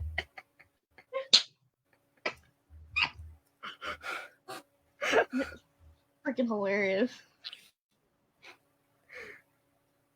And Oh man, I'm like getting giggly, which is it's hilarious. also kind of cool to think that it was right after, or right as they were getting done shooting Almost Paradise, that Dean Devlin had had Christian told this story is that when he was He's shooting like, Almost stop Paradise, cutting your Dean hair. Devlin had went up to him and told him to stop cutting his hair. And that was And how he we knew he was did. coming back as Elliot Spencer He's for like, redemption. and he's like, he said, I told Dan, I was like, we coming back? And he's like, yes. And he just said, he just nodded his head and just left it at that. And I'm like, Imagine that day on set, though, Christian. He would have been like, no, like really giddy and really happy. Probably. Like, just like having your like boss Parker friend and brother going up to you, you're probably like getting ready to I don't know what was exactly going on this day this happened. I just know that this event happened. Yeah, but they were like it goes to set. It was like 3 days before they needed to leave. Because they were just wrapping up and they were packing up to go home because COVID. They were going to shut down the airport. COVID, they were literally shut down, so they had to like finish filming, get everybody on flights, and get them out of there. Yeah, and they just barely made it to the airport before they shut everything.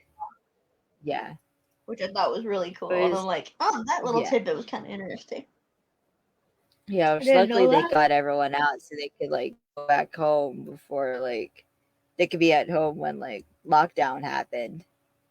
Yeah. But I just imagine like Christian that day on set, like he goes to set like ready to do whatever is scheduled for the day. Then like Dean Devlin comes up to him and is like, you know, like after like we're done shooting, you got to stop cutting your hair. And he just and then know when you're going back to like essentially the role that one of the roles that made you who you are today. That's actually really, really cool. Yeah, I know. And I just in my mind I'm Christian thinking that deserves it. Yeah, because it shows his caliber of his character as a person, but also the fact that he can play these characters so well and put on those different outfits and play the dream roles that he was born to play. The action badass like, of Elliot Spencer. He said before that Elliot was like his dream role. Yeah. To playing a guy like Alex who's got this emotional baggage but is also a badass at the same time. Yeah, because Alex.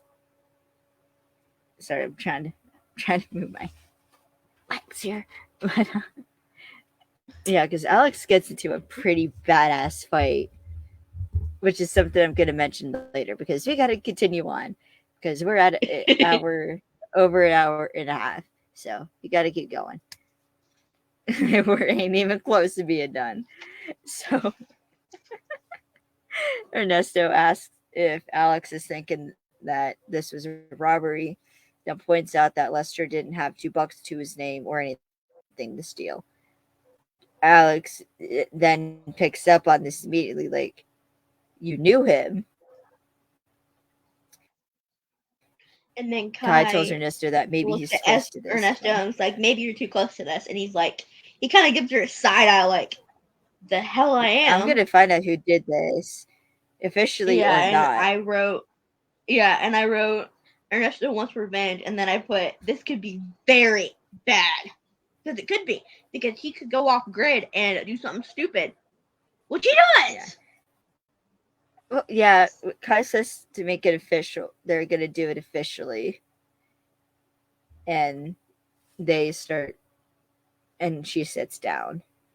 Ernesto asks Alex what he think happened. And Alex thinks that Lester was at the wrong place at the wrong time, and they just have to find the place. Yeah, they have to kind of backtrace from where he was found to where he was. Yeah. And kind of dig into his background of, like, what was he doing? What was his job? And that's when they find out what he does. Because because Ernesto tells him, he's like, oh, he worked security. Yeah. At this airport. Yeah. And Alex was like, oh, we'll start there. Yeah. So then Kind of have we that cut, light bulb yeah. moment. Yeah. So after that, we go back to the American military base where Dr. Patel is telling Alex his blood pressure is still too high and asks if he's been sticking to the diet.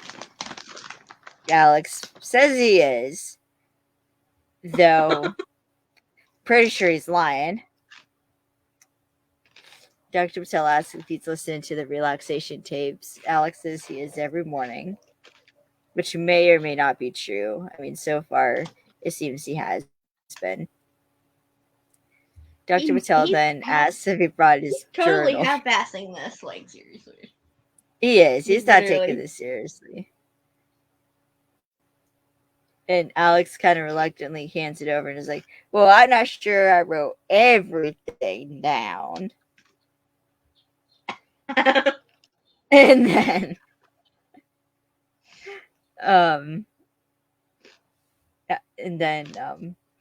Dr. tells Alex that the monitor is just more than heart rate and it's monitoring stress. And Dr. Patel then sees several drawings that Alex did. Yeah. And she's like flipping through it and she just looks up at him like an annoyed mom. Gives them the mom look. And I'm like, oh dude, you screwed. You're done for. Yeah, because she says that if he's not going to take this seriously, she can't approve his disability payments. And it's a condition. Now, like, I am taking it seriously. And Dr. Patel tells Alex that she was hoping to see more improvement by now, and the next time they meet, she wants to see him use his journal in a more articulate fashion. And Alex says he will. Alex then asks if there's any way she can call down to, I'm assuming, the Social Security. No, not Social Security. Crap, what's it called? What's it freaking called? I don't know what it's called. It's like the payment office or whatever on base that handles his 776 form, basically. That handles his job specific disability payment. The 776's paperwork. And so basically, the fact that I remember that is hilarious. Yeah, but basically, he wants her to call down to see if they could issue his checks today instead of Thursday because they cut the water off at his place, and she wants to talk about stress. Which, I mean, to be fair, that would be stressful not having water. Yeah, and having to rely on bucketfuls. Yeah. But Dr. Patel tells Alex she has no control over that, and she just submits the reports, and the paymaster does what they do. Alex's phone starts going off as Dr. Patel tells Alex she wants him on a treadmill, which I'm assuming she wants to run like a test or something. But Alex starts to head out, saying he's got to go to the station. They're about to start the interview. Like, and Dr. Patel's like, you're on a case? Alex says he sort of is. And she scolds Alex again, saying, you understand if he understands his condition can attack at any time. And Alex points out the only time the monitor doesn't go off is when he's on the case, and it's real life that stresses him out. Yeah, it's like what Kai said in the first episode. It's like, it's not it's not the arresting these guys that give you the shakes. It's the bureaucracy. It's the bureaucracy. So the stuff that dealing with the medical crap and all of like the payments and everything like that sort of stuff, that stresses him out. But when he's on a case, he has that he can business say mindset of this. like doing a job, being a soldier, Mhm. basically, and it's easier for him. Yeah. But Dr. Patel tells Alex not to fool himself, and he's not just at risk when he hears the watch go off, and stress is a silent killer, and he can have an attack when he least expects it. Then the monitor goes off, and what's funny is Alex kind of like, I'll use my watch. He kind of like looks He like he turns covers it it. off. He's like he pushes also the button kinda, to kind of hold on to it, which is hilarious. but he gives her a look like, "Don't you say anything," He's like, don't even think about it. and then leaves. Yep, and then turns around and walks out. Yeah. And I was thinking the same thing she probably was. I'm like, oh man, Really? It's like, seriously, man, like you are a walking like Disaster. accident. Yeah, disaster waiting to happen, and it's gonna be bad when it hits. Because it does kind of hit in this episode. I know, and it made me sad. Yeah, it I'm is like, pretty sad. no. But and then at the same time, I'm thinking, well, bud, you did this to yourself. It's your own damn fault. And yes, my Not accent wrong. did come out there. All right. So we go back to the police station. In the interrogation room, we see Kai and Ernesto are on one side of the table. Alex is hanging in the back, and Luzon is across from Kai and Ernesto. Kai asks Luzon if he worked with Lester long, and Luzon says no. He switched night shifts about a month ago, which is when he met him. Kai asks if they were working together the night he died. Luzon says he did, and he just can't believe it, though he kind of sounds a bit numb. To me, it sounded like just his body language and stuff. It sounded like he was. It didn't match up. Holding something. He's like his voice is saying one thing, but his body language is saying another. Mm-hmm. The micro expressions on his face aren't matching up, so he's lying. I can just tell. Yeah. I could tell that something wasn't right. Yeah. And so did Alex. Alex could pick up that hey, he's lying.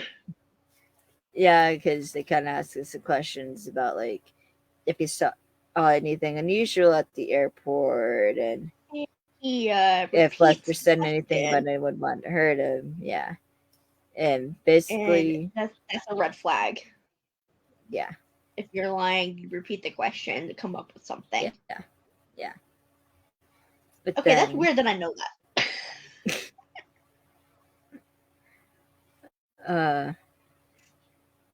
Yeah, and basically the last question is asked is Ernesto asks if Luzon saw Lester leave, and he tells Ernesto that he saw him leave at 8 p.m. and he stayed because the next shift was late, but he saw him walk out the gate. Kai takes note, thanks him. As he leaves, Alex tosses a water bottle to him, and he catches it with his right hand. That's important, apparently. Yeah, and we Alex figure is out like, why. You're right-handed. He's like, what?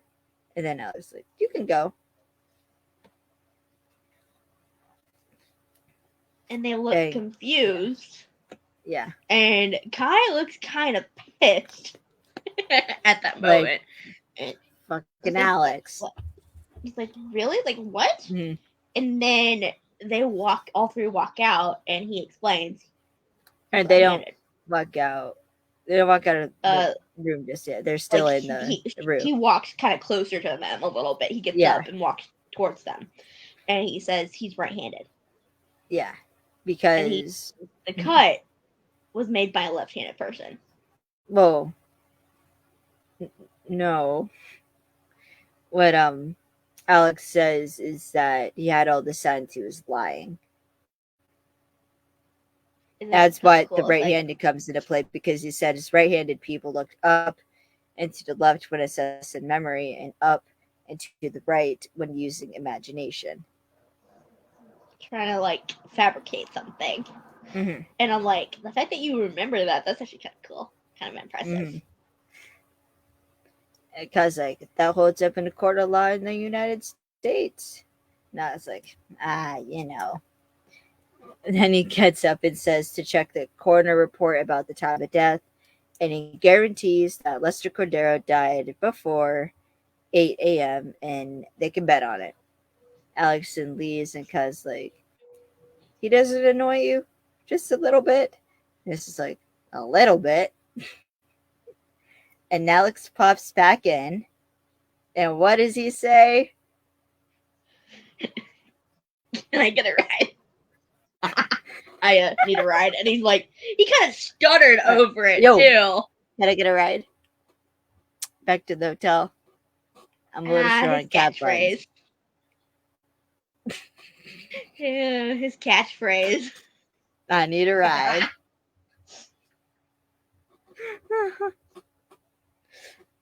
Yeah, because even Kane, like, in episode 6, she literally asked Alex why he doesn't have a car. It's like, because I don't have any money.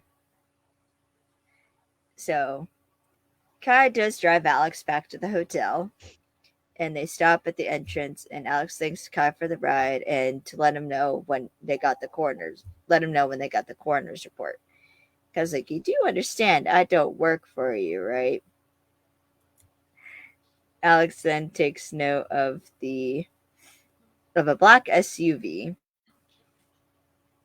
Obviously, our chauffeur sort of opened the door, and Catherine Himmel, who was played by Emma Lennard, steps out, and she's on the phone. Alex then tells Kai to come inside with them. Kai dismisses him, saying she has work to do. And he kind of like grits through his teeth, like, "Can you come in with me real quick?" He's like showing he was serious. Yeah, and he's like, I want you to see something. And there's a saying in the psychology field that 90% of communication is nonverbal. So facial expression and where your eyes look, that's nonverbal communication. So that tells you what somebody's communicating without even them having to speak, which I thought was really cool. And the fact that he could tell, he kind of profiled this guy at a glance, which I thought was really cool. And he kind of picked up this dude's lying. It's not adding. There's something off here. There's something not adding up. He could tell. He had a gut instinct of like, wait, something's not right. I don't know what it is yet, but something's not right here. And the fact that Kai didn't pick up on it was kind of funny because she's a cop. Yeah. Well, I think she also just isn't paying attention because she's kind of pissed at Alex. That, and she's also kind of thinking about Ernesto and where his head's at. So she's not her focus ain't on the case completely, which kind of crazy. Yeah, or on reading Alex at least is not what it's on. Yeah, but I must say, Catherine's outfit, it's quite interesting because it's like a dark blue pantsuit and it has like thin white stripes, but there's like a cape that acts like a shawl kind of thing and comes down. Yeah, it's like a little bit of like a drape type of piece, like a scarf type thing that comes over her shoulders, which I thought was cool. But the fact that she was wearing a freaking pantsuit was hilarious. And I'm not sure if I like I thought was funny. They're just kind of like dangly. Yeah. But you could tell the dress has pockets. I was like, oh, it's got pockets. Literally, that was my reaction. Women's clothing don't have decent pockets. I have like 4 dresses that have pockets, and when I found that out, I was like, oh, it's got pockets, and I squealed because it's so much fun. And so like, men, he could pick it up. You want to make your lady happy, and you want to find a good gift for her. Or this could even be applied for women in relationships with other women. You want to make a girl happy, you get her a dress with pockets. Plain and simple. Mm. Pockets are So, awesome. so then they go back inside the lobby. Alex kind of has his back to Klaus and Catherine at the reception desk, and Kai sort of faces him. Kai, and has Kai face him. Kai's not happy about this at all. She's kind of like shifting back and forth on her feet, She and is. her She the way does she's not want holding to be herself, there. she's pissed. She's She is. uncomfortable, but she's also mad at the same time. Because then Alex tells Kai to tell him what they're doing. Kai's like, who? The rich Without white lady with her servants? And yeah, without like looking at them directly, which I thought was cool. yeah, It's like because how she's like looking past is him. the, It's like, don't look at them. Look at look at me. me. And I've done this before. I've looked at somebody and I've looked at my periphery, and that's what she does, and she sees what they're doing, and it works because she sees Okay. something that Yep, doesn't she's draw basically, attention to herself. yeah, yeah, yep, yeah, because yeah. So basically, Alex tells her to use the periphery of her vision to look at what they're doing. And as Kai Snips says that she can't do it, she realizes she can't do it and starts pointing out that essentially it's Klaus. Like Yeah, walked over and to Catherine. yeah, and I put it's like I put smuggler slash hitter question mark because I'm Yeah. like, that's what he looks like. He's like this big No. buff dude. Yeah. He looks like a bodyguard at this Mhm. point. And Alex basically IDs them without even looking at them. Yeah, because Alex asks if he has a scar on his left eye, which I mean, I guess that is a pretty Because he's probably dealt distinctive with him ID. before. Yeah, he's probably dealt with him before, considering I he's think so, or at DEA least and probably seen a file on him. or heard of him or something. Hmm. And to be fair, a And scar over your left eye is a pretty distinctive mark. So that would this easily is be work. noticeable. I I see what you did there. was hoping you caught that. Oh, I did. And he basically says, like, yeah, he's a hitter. And this Yeah. is the second time we've Yes. had the term hitter.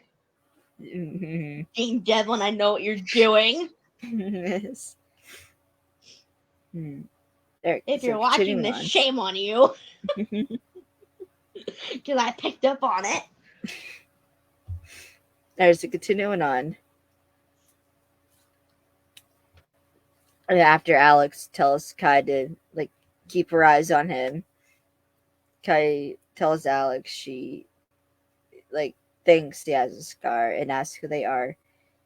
Alex tells Kai they're international smugglers and he recognized her outside.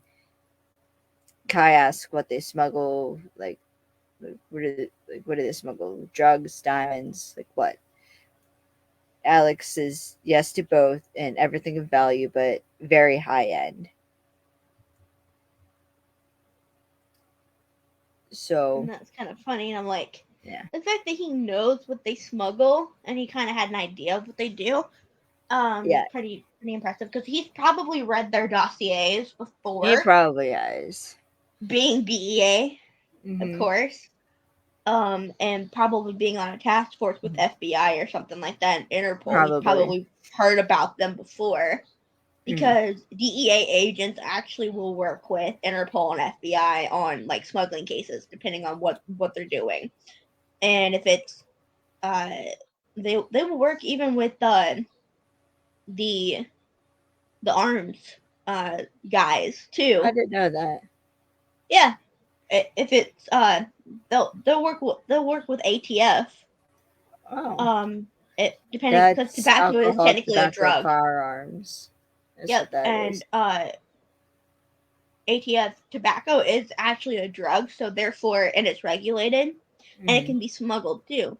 So I've actually heard of cases where they've worked together to figure this out, and they've actually come across stuff like this.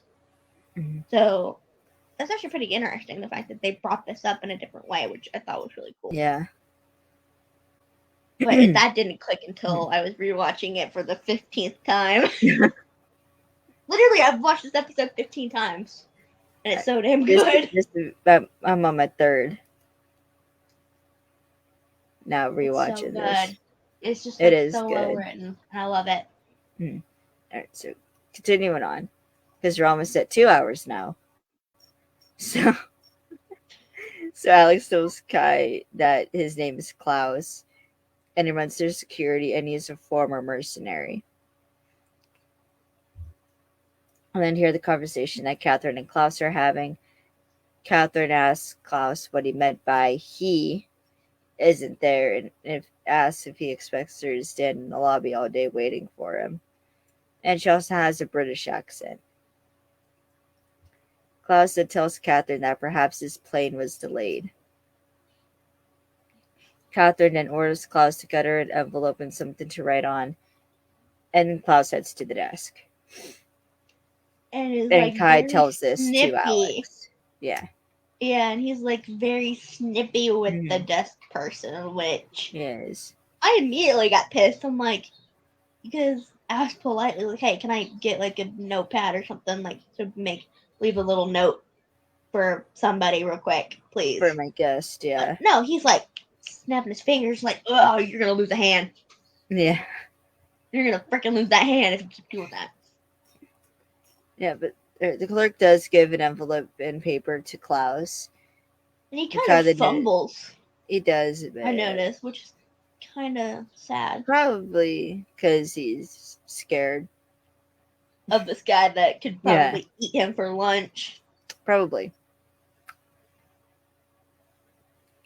And Kai then points out that Catherine looks is pretty pissed off. And Alex reminds her again to look at him, but doing like the eyes on me fingers. He kind of taps her shoulder and like this. Yeah. And I'm like, okay. And she kind of rolls her eyes the second time. She does. She does, yeah. She rolled her eyes at him like, oh, not again. Getting even more annoyed. So Catherine starts writing, and Kai tells Alex like that she's writing. And like a note or something is what it looks like from what she could tell. Yeah. And then Catherine like slams the pen down on the desk, really pissed afterwards, which I thought was kind of funny. And I'm like, ooh, she's mad. Yeah, because an important detail to take note is that after Catherine writes the note, she puts her charm bracelet in and the envelope. And then like slides it over to the desk clerk, pretty much. Yeah. And then the desk clerk doesn't look up at her at all after she did that, which was kind of funny. And I'm like, why is he doing that? Like, what? And then it makes sense. Like, oh, because he's uncomfortable and he doesn't want to make eye contact. And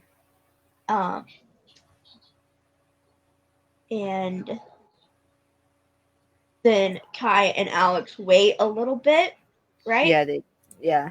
Like about maybe like approximately like 5 minutes or so. Yeah, because until they know that they're gone. Because until he tells they're her gone. to do everything to do after. He'll do a thing. I was like, you're getting really irritating. And I thought that was funny. It kind of gave me a chuckle a little bit. Yeah. So Klaus tells the clerk thanks and to make sure that he receives the envelope when he checks in. The clerk puts the envelope in front of a stack of them as Klaus leaves. He's about to get on the phone as Kai comes up to him and says that she needs information on the gentleman he was speaking to. And the clerk tells her And that she flashes her badge. Yep, flashes the badge. So meanwhile, Alex grabs an envelope, paper, and he twirls the paper. Did you pick up on that? He twirled the paper because I saw it. It was very subtle. There isn't anything that Kane won't twirl. Yeah, he did. He went like this and flipped it with his fingers, and I'm like, I don't have paper. I don't have paper. I can't do it. Yeah, it was like this, but faster. And I'm like, how did you not drop that? Like, how? He's Christian and he flips everything. True. He likes to spin stuff. He loves to like twirl stuff, which is hilarious. No, and I mean literally everything. Baseball bat, crowbar, knives, knives. Baseball bats, you name it, he spins it. The Jane doubled out from the Jane doubled.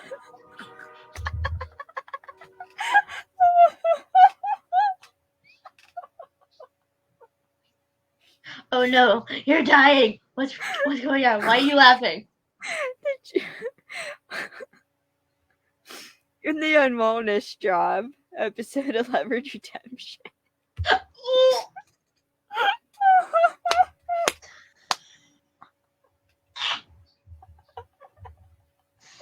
Oh, great. I know what you mean. Not kidding. There's a scene in the Unwellness Job.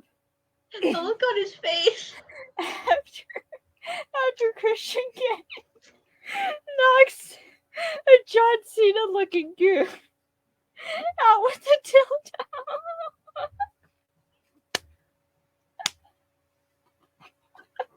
Breathe, Kaylee. Breathe.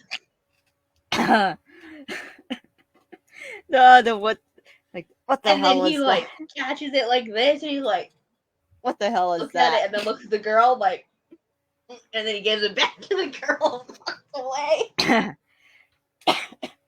No, he asked what the hell was that, which is improv on Kane, because that was the first time he had seen the prop. Oh yeah. What was funny was he saw the prop. He's like, what the hell was he had that? it in his hand. He was like, oh, you gotta be freaking kidding me. And then, damn it, I dropped my cap. Hang on.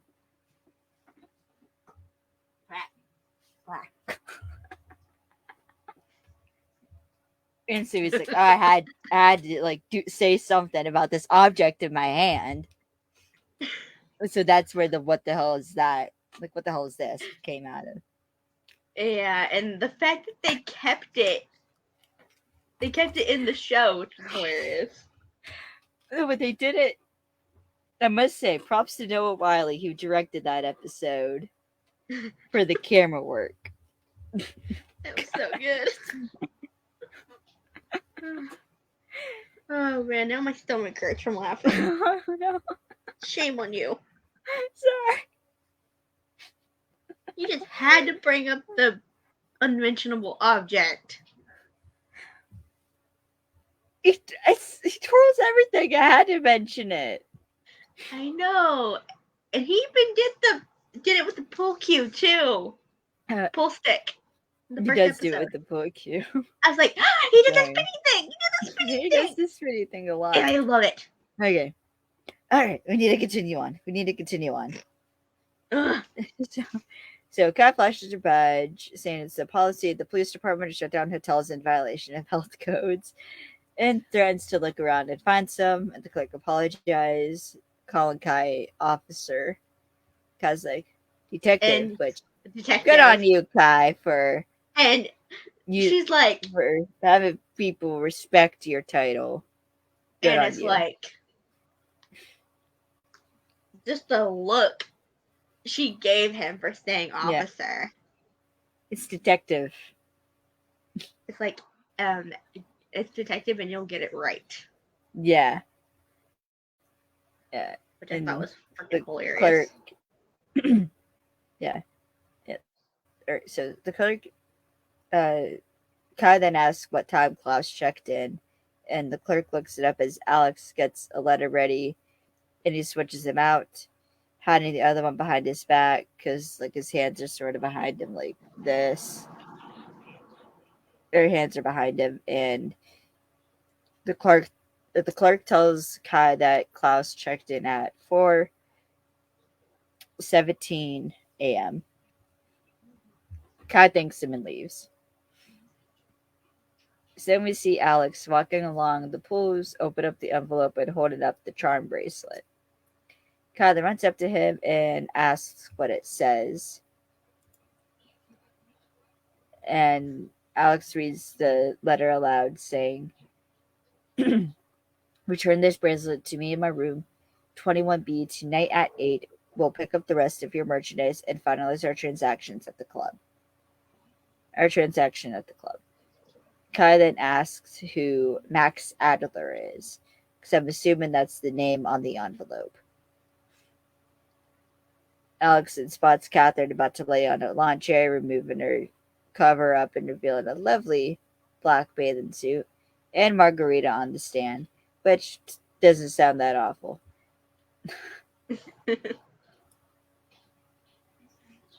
Yeah. And then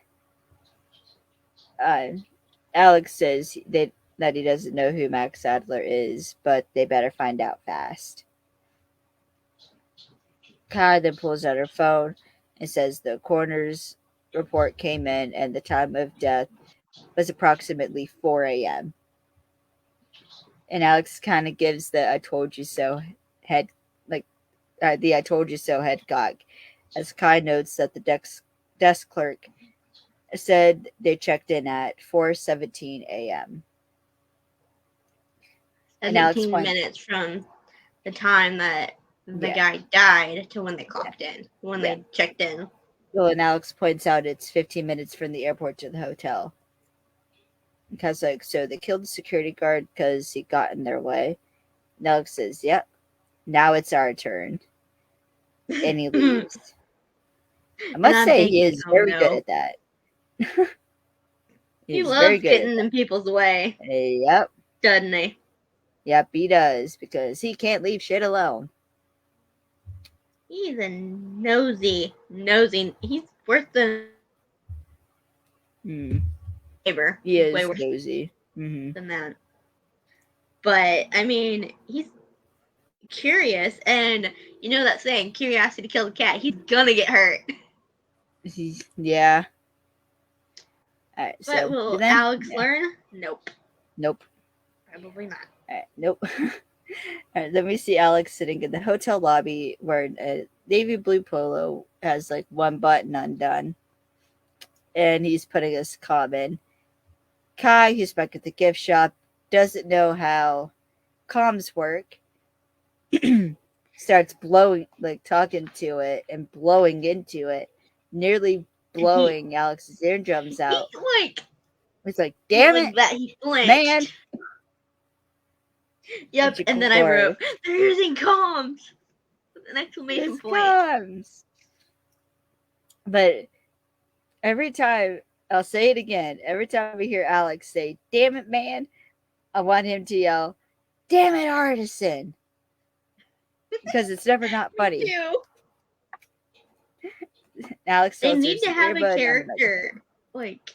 Like, this next season, they need to have a character on Almost Paradise named Hardison, like last name named Hardison or something like that. Yeah, then we That'd could be get a damn it, freaking hilarious. Artisan. Yes. Dean, if you're watching this, make that happen. I swear to God. Alright. Yeah, but Alex Alex tells her it's an earbud, not a megaphone, and to put it in her ear and talk normally. Kai asks what the plan is as she puts her comm in, and Alex says he'll wait for Max to show up. Kai asks if they should figure out who this guy is first. Alex says they will, and they'll tell them. We then see Max in a blue suit jacket, cowboy hat, blue jeans, walking to the reception desk, and Alex says they are a go. Max tells the desk clerk that he has a reservation under Max Adler, and he has a Texas accent. And And he's Alex, wearing a freaking cowboy hat and cowboy boots. yep, Alex, like, exactly, and gets up and leaves. The desk clerk hands Max the envelope. Max opens the letter, and it's signed by Catherine, and the letter says for him to meet her man in the lounge, which is the note that Alex had written earlier and switched out. That's funny. Instead of the other place where they needed Yeah, to meet. instead of Which I thought was funny. having them meet at 8, or instead of Max reading the letter that said for him to meet her at 8 in her hotel room, Yep. Switching he's gonna head locations to on the him. lobby. Yeah. So Max and his 3 goons walk to the lounge, and Alex gets Max's attention. Alex has now a black suit jacket on. Max asks who he is. Alex tells Max he's going to in the meeting, and then specifies alone. Max is like, I don't think so. Alex, And it's like that thick, like pretentious, like Texas drawl, pretty much. And I'm like, oh no. Yeah. Alex then gets Max to agree, saying he is under orders to cancel the transaction then. Max then asks how he's supposed to know he's legit. Alex goes to reach inside his jacket pocket, and the goons put their hands on the guns. And Alex he puts out his hand like, I'm unarmed, and he pulls out the charm bracelet. Yeah, and he does it like on his fingertips, which I thought was funny. Yeah. And Max is like, oh yeah, that damn thing. Snatching it. Max then reveals it was hard for him to find, and then tells his goons to wait. So then we see Max and Alex walking through the resort, and Alex I'm tired. Alex asks Max if he gets gifts for Catherine often. Max tells Alex it was a condition of the transaction, and the bracelet wasn't even that expensive. It was just hard to find, and thinks it was some kind of test. Alex is like, yeah, well, you know Catherine. I love that part where they're walking down. And Yeah. when he says, oh, she must be a real ball buster.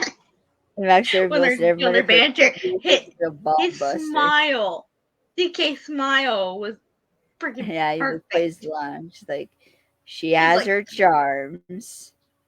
And he's like trying not to, I felt like he was like trying not to crack up, but like you could see the smile on his face, and I'm like, that's adorable. But Kai takes that as a hint and starts taking her hair out of her ponytail, saying he was right and he doesn't know what she looks like. Kai then grabs a light blue satin robe off the rack, which I must say, and then she also does like a 1-2 look kind of thing, no, I'm good. Well, before that, she puts the robe on, and then she like takes her hair out, and then she like does the flip thing with her hair. Yeah, and it was cute. And I'm like, girl, who are you trying to impress? Like, seriously? So Alex and Max start getting closer to the gift shop. Alex says that she's tough. She's tough, but as long as he doesn't mention the Houston Texans, he'll be fine as she hates them. Max goes full on good old boy. And it's like, well, I'm glad you warned me. They're my home team. Alex like, I And he kind of kind of figured. slaps his chest a little bit, which is freaking Yeah. hilarious. Which is kind of funny because Christian's from Texas, Oklahoma. I could not pass up that irony. I'm sorry. It was funny. So then they head inside the gift shop, and Kai kind of turns around, and she puts on the charm. Mag's like, "Who the hell are you?" And Kai's like, "I'm Catherine Himmel." And Alex, probably sensing he's not buying it, like kind of like starts cracking his neck. And Max is like, "Well, you sure are a pretty little thing, but you ain't no Catherine Himmel." Then Max like turns to Alex, asking like, "What the hell's going on here?" And Alex knocks him the fuck out. Oh man.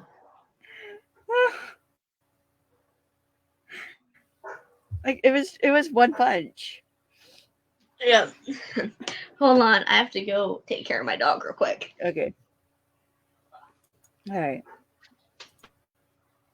Yeah. All right. That it was just really funny to me.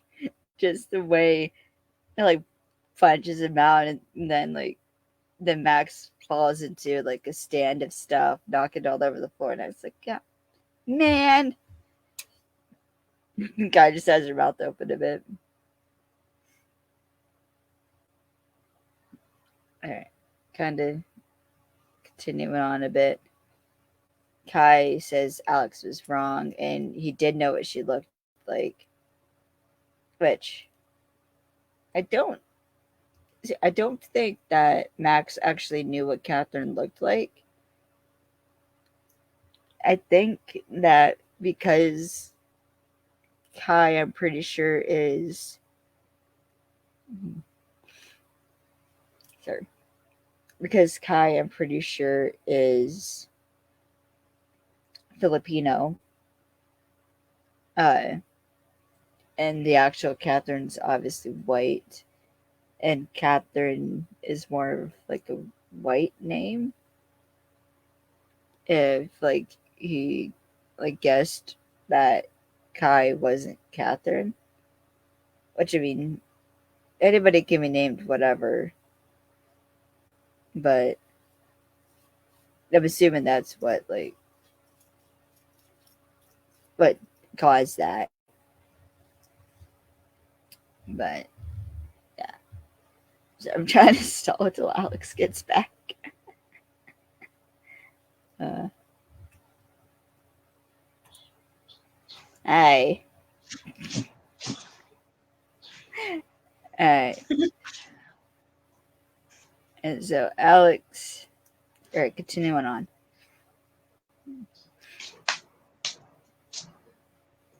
Sorry. Okay. So Alex says it's fine and he knows all he needs to know, which is that Max is from Houston, Texas, and he's never met Catherine, so chances are she doesn't know what he looks like either. As he's like patted Max down, he pulls out a passport. Kai asks what Alex that's what Alex said about Max, and asks what if she does. Alex then hands Kai the passport, telling her to get them to do a rundown on everything they could find on him at the station, and they may have to use one of Ocampo's relationships at the embassy. Kai asks, so what do we do? Alex puts on the cowboy hat and says, Well, we have a date with the Miss Catherine Nimmel. And like clicks his tongue. Yeah, and he kind of laid on the Texas The draw. Oklahoma He laid on accent the a little draw. bit thick, He did. and I'm like, damn it, boy, quit! You're gonna make me fall in love with you all over again. I have a crush on you already. Stop Yeah, it, he boy. did look Wait, hot in I'm the gonna. cowboy hat, I must say. It was cute, Mm-hmm. and the little he got really flushed in the face too, which was freaking He hilarious. did, yeah. All right, then we see Ernesto walk up to a door. It's white with purple trim and almost is like a pink peachish wall. And knocks. Luzon answers, and Ernesto asks if he has a moment. Oh my god. Sorry. Luzon tells Ernesto he told him everything he knows. And Ernesto says he needs him to clear up a few discrepancies and asks if he can come down to the station. Luzon kind of questions it, and Ernesto tells him that the coroner's report came in and some things don't tie up. Luzon then asks where Kai is. Ernesto says it's just him, and then Luzon goes to let Ernesto in. But then, as Ernesto steps in, Luzon sort of slams the door in Ernesto's face, and like he pulls himself to the side, and you can see him have to like shake it off a bit, like shaking his head. Pulls out his gun, goes to the other side, puts the door in, goes in, looks around, finds a weapon room, and then hears Luzon run outside, but he's gone by the time he goes outside. And sorry, Alex just left. I think deal with it. Good. Yep. Okay. Sorry about that. It's okay. Stupid dog. You find a weapons room, or by the time Ernesto gets outside, Luzon isn't there. But we see some graffiti above the door that says N88S, and Ernesto grabs a banana off the clothesline.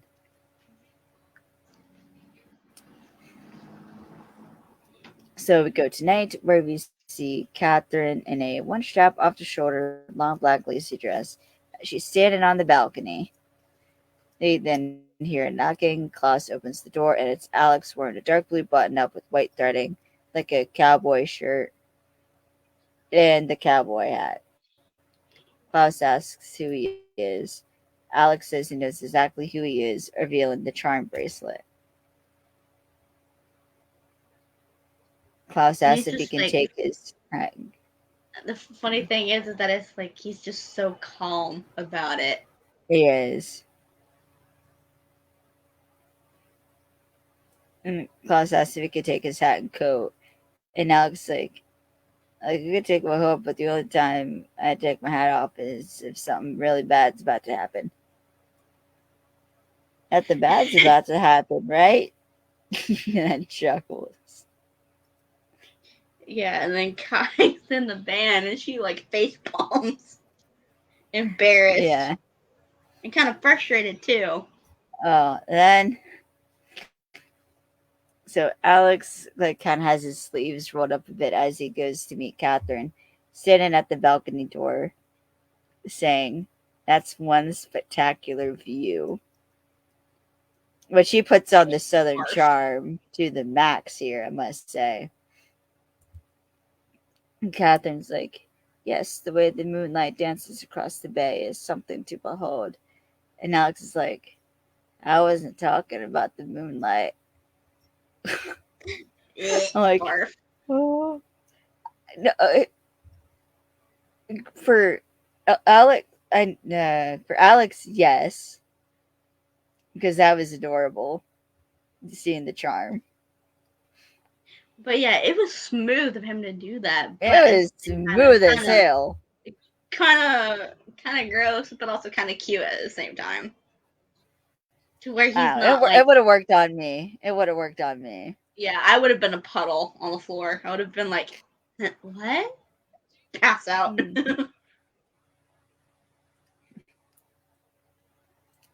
Catherine turns around holding the same.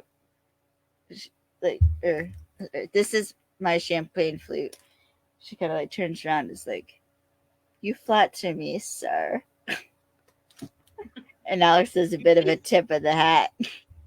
Yeah, and he kind of looks up, kind of from underneath the hat, and smiles at her, and then does one of these, which is freaking cute. And then Kai and the other cops are in the van on comms.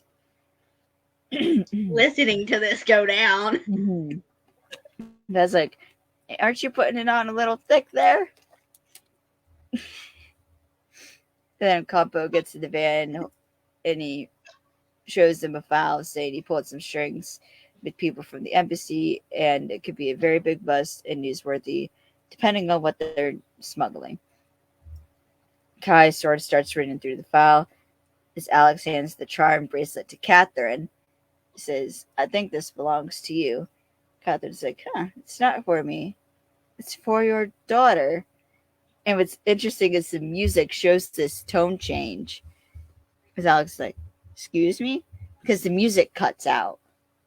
Yeah, and you can see the borderline panic in his eyes when she said that. Yeah, which is the part. Thinking his cover was blown. Yeah, this is the beginning to Alex's side of the theme of this episode of taking things personally.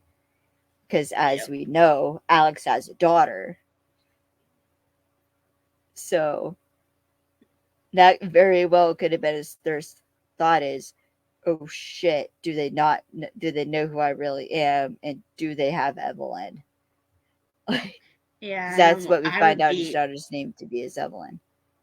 Yeah, and I was like, he's freaking out mentally in his mind, which is, yeah, I would be too. Mm-hmm. If I were him, I would be panicking a little bit, and I'd be kind of concerned. I was like, "Oh crap, am I blown?" Yeah, but nope. Yeah. Come to find out, the guy that he's playing also has a daughter. Yeah, but also but with what's revealed that they're smuggling, I don't feel bad at all about Alex knocking Max out. That piece of human garbage deserved it. Yeah, like in that moment, I was thinking, "Where's my tase? Can I tase him?" And I asked you that when I was watching it. It's like, "Hey, can I tase this guy? I hate him." Yeah, I remember. And you said okay. Also, the fact that like Max has a daughter, yet is involved willingly in sex smuggling kids his daughter's age. Which I'm sorry, but do you not see how that would be a conflict of interest? Exactly. It's like, dude, do you have a brain in that numbskull head of yours? Also, because it had been a while since I had seen this episode before I had rewatched it, I thought for a second that I thought for a second that the twist was going to be that Catherine was going to say like our daughter, but I was wrong. I don't know why, but for some reason that would have made things even more interesting if it had been like Yes. our daughter. Yeah. Because it's like, say, excuse me, say what? Yeah. But I still had the same reaction of like, duh. But it makes more sense this way. Yeah. Don't get me wrong. But for a second, though, I was like, wait, are you talking like you two had a kid? Or like what? That's kind of funny to see where your mindset went to briefly. Yeah. Obviously, I was corrected. Because then Catherine says that they know a great deal about him, his business, and his daughter. and says she's 12 and asks what her name is. Klaus also walks up. Kai is frantically looking through the file and finds info telling Alex the daughter's name is Daisy and she's 13. And When Alex, Catherine's like, she's 12, right? And he's like, you Alex is damn like, well know her she's name's Daisy and 13. she's 13. You know, like, And he gets sassy. like she's 13, and you know damn well and good her name is Daisy. Like, is this one of those your test? Like, this another one of y'all's tests? Like, you're trying to intimidate me? And that was funny too, because I'm like, ooh, touched a nerve, did she? Mm-hmm. Catherine assures him they just like to know who they're doing business with. He then tells Alex to give Daisy the charm bracelet as a token of their friendship. And Alex takes a second Well, and it's says, actually, to me, it was not friendship. It was more as a token of their contract, in a way. yeah. That's kind of what I thought. That's what it meant, but that's what she said. Yeah, it's like, you say one thing, but this means another. This means another, and yeah. it's like, I know like you. I want to throat punch you. Yeah. Then Alex, yeah, because a freaking woman's involved with smuggling Children. little girls. It's sad, but also, Which I don't know if that's worse than the other guy. Hey, don't break your stuffy. You can squeeze it, but don't break it. But I don't know what is worse. The fact that the two people involved in this transaction, one's a woman smuggling little girls, or the fact that the other person who is involved in this doing the transaction quote unquote buying has a man. daughter. Yeah, who's got a kid. It's like, how could you be that No, not heartless? just a kid. Not just a kid. Yeah. A daughter. A 13-year-old daughter. The same age as some of these girls. Yeah. It's like, how could you be so heartless and do something like that? Like, that's just shocking. Yeah. And it aggravated me too. It's like, oh, you human being. I was like, I don't know which one's worse, because like they're both kind of equally as bad. They're both equally as bad, but it's like, really, like, because it is like a serious. I know we kind of like talked about this at the beginning, but like it is seriously like a like serious worry.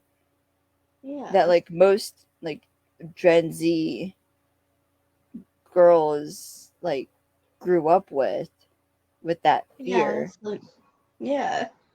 I of, barely made the always cutoff having to be for alert. being. Yeah, I barely made the cutoff for being Gen Z, but yeah, that's what we have to worry about nowadays with this brand new generation, because they carry around a tracking device with themselves. Some kids at the age of 11 have phones like this, and they can tap into it and track you. Sad. Yeah. It's not even like that whole point. It's just like the fact that like Catherine most likely probably has had similar speeches that like we've been given in our lifetime. And but she completely ignored it. That same fear. She sees these girls as a product, rather than human beings, and that physically makes me ill. It literally made me nauseous when I was watching that again,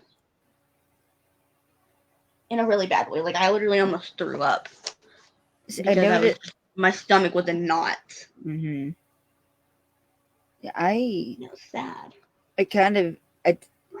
When I rewatched the episode, I did like make the like with the whole Max having a daughter and he's also like smuggling little girls. But I just now had thought of the like Catherine being a woman. Yeah. Like, both are equally as gross. Yeah, they're both kind of disturbing. In different ways, but they both are. All right, so back on track. So Alex takes a second, and then it says, "I assume you guys cleaned up that business in Antigua." And Catherine and Klaus share a look, and Alex says he likes to know who he's doing business with as well. And the music starts up again, which is, I think, the signal like, okay, like cover's intact.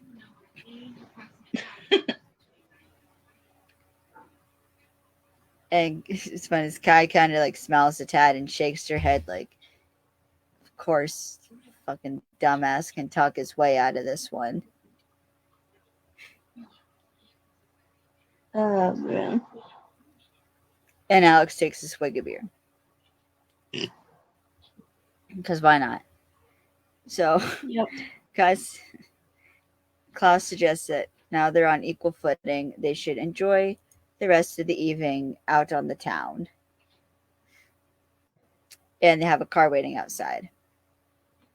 I was like, "You got a car?" And Catherine says they still have the last portion of a shipment to be acquired and says to be their guest. And Catherine says that there's a nightclub in town that caters to his particular taste, which should have been the first clue. That Should was have been the like first tape? clue. What? What do you mean? Yeah, that should have been That the in first my mind. clue of, or that is sort of the first clue as to what exactly is being smuggled. It's like a nightclub that caters to a specific taste. Like, That's suspicious. yeah. Something ain't right. So yeah. So And Kai then then we tells find out a everyone, little more. yeah. So Kai then tells everyone they're on the move and orders everything locked down as her and Ocampo go up front. Kai sees Alex and company head into the car, and Ocampo asks if he said where they were going. Kai says some nightclub, and Alex gets in the car. And inside the club, there's a lot of purple neon, loud electronic music with a lot of bass. Yeah, it's like EDM music going on. It It's is like, EDM. that gives me a headache just by looking at that. Alex analyzes the women dancing and everything gets kind of muffled as his watch goes off. Which And the yeah, fact think that about his it watch now. goes off and it cuts through, like, kind of like the muffled sound, it's Mm-hmm. loud enough that he looks down away from everything as he does a quick scan of the room and looks down at his watch, and that's when things get a little weird. Yeah, because I think when he was looking at the women dancing, he's noticing, I think, how like yeah, they're Their all like ages. smiles and seem well that, but And I like they're think like he carefree. sees they're all like smiles, but I think he's seeing that they're like Young. faking it. Yeah, like he could tell that there's something off. Yeah. So Catherine calls Alex over and says they have a table, and Alex then sits down, and Klaus asks Alex if the women are beautiful, and Alex is super uncomfortable right now. Like he's not even like sitting on the back of the chair like how I am. He's like sitting up, Yeah, back he's arched, sitting on the edge of like holding the his jacket. yeah. He's physically uncomfortable. I can see it He in his body is. language, just how he's holding himself. He's stiff Mhm. and not relaxed at all. Mm-mm. Catherine says the next shipment will be, and it would basically be reported and ready. Um, Basically, the next shipment will be ready soon, and asks if there's any like. I was like, "Is there anything?" And Klaus is like, "Or anyone." Catherine says they could get him, which that's clue Gross. 2. That's clue Yep. 2. Now So it's like and Alex, anyone. What? yeah, that's clue 2. So Alex is staring at one woman by the bar, probably analyzing how she's not there willingly. Though Klaus takes that as a signal to like go get her. And once again, we get the muffled and slow down music. And then quickly back to normal as Alex excuses himself to go to the bathroom. Then the music gets kind of creepy as Alex looks at the mirror and everything is wonky. His heart's beating fast. And like he's flashing to the women and like his watch is going off. And to the point where Alex just takes the freaking watch off. And he scares And guy out of the yeah, he bathroom by starts to just like saying kind of. what? He's kind of like starting to sway a little bit. He is Is what starting I to sway noticed. too. He's sweating.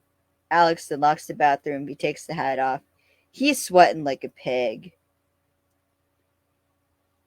And I don't mean that in the rude way. Like he is legit like He is sweating. like pouring sweat. It's like somebody Drenched. dumped a bucket of water It on him. is like That's someone how dumped a bucket drenched of he looks water. like. And his And like hands, he both of his tries like hands are shaking violently. yeah, he like tries getting some water to like cool him off, but and Kai's calling to him, but he's so out of it right now. He starts like groaning, like grabbing his bicep, Yeah, and then he he gripped his passes out, arm and he leaned toward or the he leans door back and he into the yeah, and stall he door, falls, and then passes out and hits the falls, ground. And his head and hits the ground. yeah, knocking his comm out, which is Yeah. important. Yep. And Kai ends up going in and excuse me, Alex comes to, grabs his hat, and goes. We then cut to Ernesto sitting in a restaurant, watching as gang members walk by, and he follows them out back. Though I must say, Ernesto and the smoke is a little bit scary. But also kind of interesting too. It's kind of like, It ooh, is. what's going on? Like, what's happening in Yeah. here? Yeah. And Ernesto recognizes the graffiti. So back at the club, Alex is back on the floor. Kai finds him and asks what happened. Alex says nothing. Why? Kai says she's been calling out to him, and Alex like kind of puts his finger up to his ear. It's like, damn, your bud must have fallen out. And he is a bit like twitchy too during this Yeah. whole thing too. Okay, so Kai asks if he's all right and he's not acting normal. Alex asks what she's talking about. And Kai says he's not all full of himself and sarcastic. Alex says nothing's wrong, so calm down. Yeah, and he's Which I kind must of say, snippy with her. He's short with Alex should her, and know he kind of better like, because he's been married, as we find out. Like you he's been don't married. tell a woman to You calm never tell a down. woman to calm down. It's Okay, you're just poking gonna the get your ass bear. beat. Or, in this case, poking the Hold on. cougar. Poking the Yeah. cougar to make her Yeah. mad. And she just kind of looks Yeah. at him like, Say something funny. It's- Yeah, that's what she tells him, is to say something funny. dude, she did, you okay? And also, the hell did you say to me? A bit, yeah. Kind of mixed. And my voice got really high for a second there. Oh, it's funny. I was like, I'm happy to see you. It's like, yep, B is back. And then she goes to put the new earbud in. And Alex thanks her, and Kai tells him to keep it in this time. Then Klaus comes over, saying he knows why he was taking so long, and they were wondering what happened to him. Kai then kind of like smushes Alex's cheeks together, and he like pulls his lip down. What's funny is Alex like lips kind of And like then stays out, and kind of she like like pouty. pouty. And then he's like, And then "You she handsome boops his nose. cowboy. Maybe buy me a drink later, okay?" And Then then she boops his nose boops and his she nose. And he's like just staring at her. It's like, what? Kind of confused. And I want to know she left him how the hell. bumbling. Yeah, like how the Her- hell did CK and Sam stay in character when they did that? There's got to be a takes out there somewhere. Of them like just cracking up, In a giggling vault. because of how awkward that is. Yeah. I can just picture CK just like when she grabs his face, like leaning down and like Yeah, biting her hand. Or like trying to get her hand away from his mouth. Like, yeah. let go of Okay, me. she like pulls his lips slightly down, which like And causes he's him to just just like, stay in the pout for a bit. It's for a good like few a split seconds at second. least. Yeah, and he's like, Because Klaus asks if he wants her to join them. And Alex is like, nah, she's not my type. It walks back. yeah, and I have that written down. Kai booped Alex's nose with an exclamation That point. was kind of cute. And that was Wait, unexpected. I was not crap, expecting her to wait, do wait, that. wait, okay. Boop. A poster.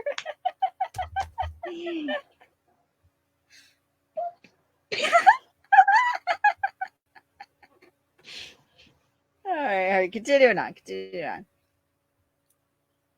So they go back to the table, and Catherine tells Alex she's just been informed that the rest of his shipment has been secured, and once he transferred payment to their account, they can complete delivery. Alex asks if she has like a small compact mirror on her. Catherine's just like, don't. Like, I'm sorry, I don't. Why? And Alex says, is like, just, Alex says because he wanted to see if he had dumbass written on his forehead. And I made the note. I mean, sometimes I wonder.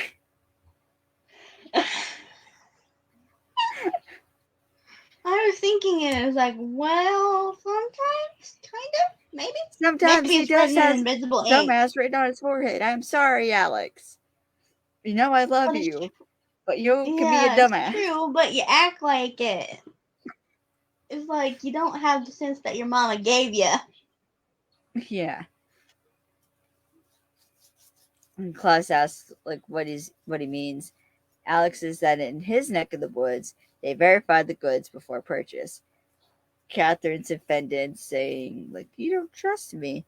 Alex says it's not about trust, and asks if he's heard of caveat emptor, which is Latin for cut the cards, apparently. Catherine tells Alex she's been across the Orient to inquire what he needed, and she expects to be well compensated. Alex says all he's asking is to see the goods he wants to purchase before he purchases them, and asks if that's too much to ask. Sorry, these headphones hurt my ears a bit after a while. Klaus is kind of amused, commenting it's like two alphas locking horns. Klaus then tells Catherine to make an exception for Adler, but Catherine agrees and once he sees the goods, he'll pay. Klaus then says to not be silly, and of course he will, because he'd hate to see what would happen to him and little Daisy. Hmm. Oh, and Then that's just Alex like, goes to ugh. yeah. But then angered Alex me. gets attention. But it's like, yeah, I like you guys. I really do. You got balls that clank.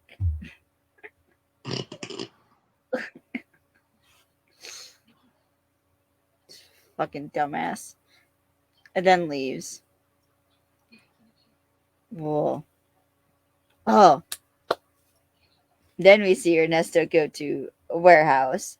He opens the metal door and we see goons like punching a punching bag or kicking a punching bag.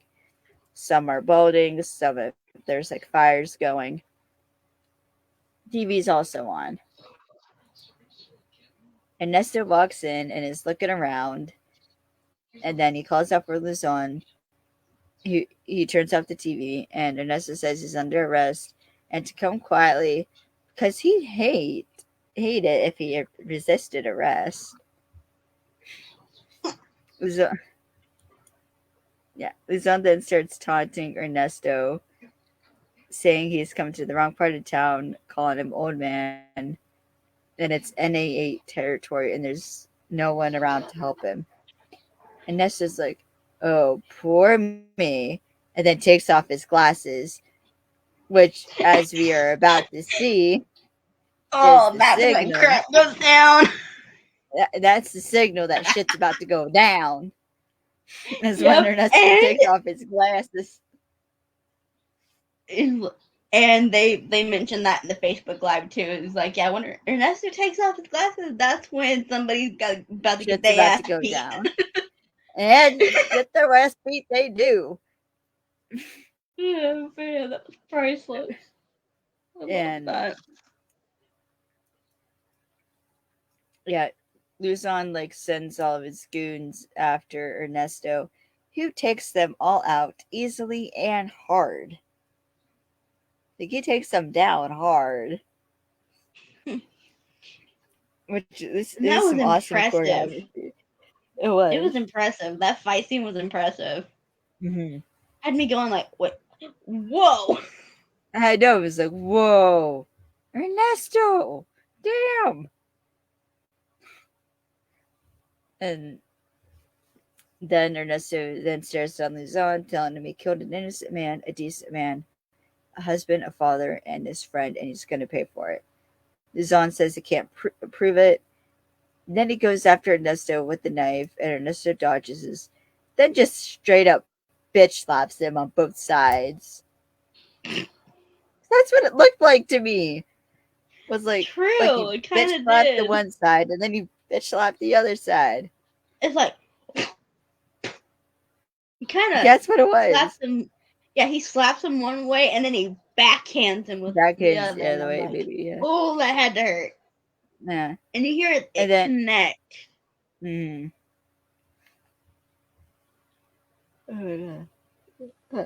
oh, sorry.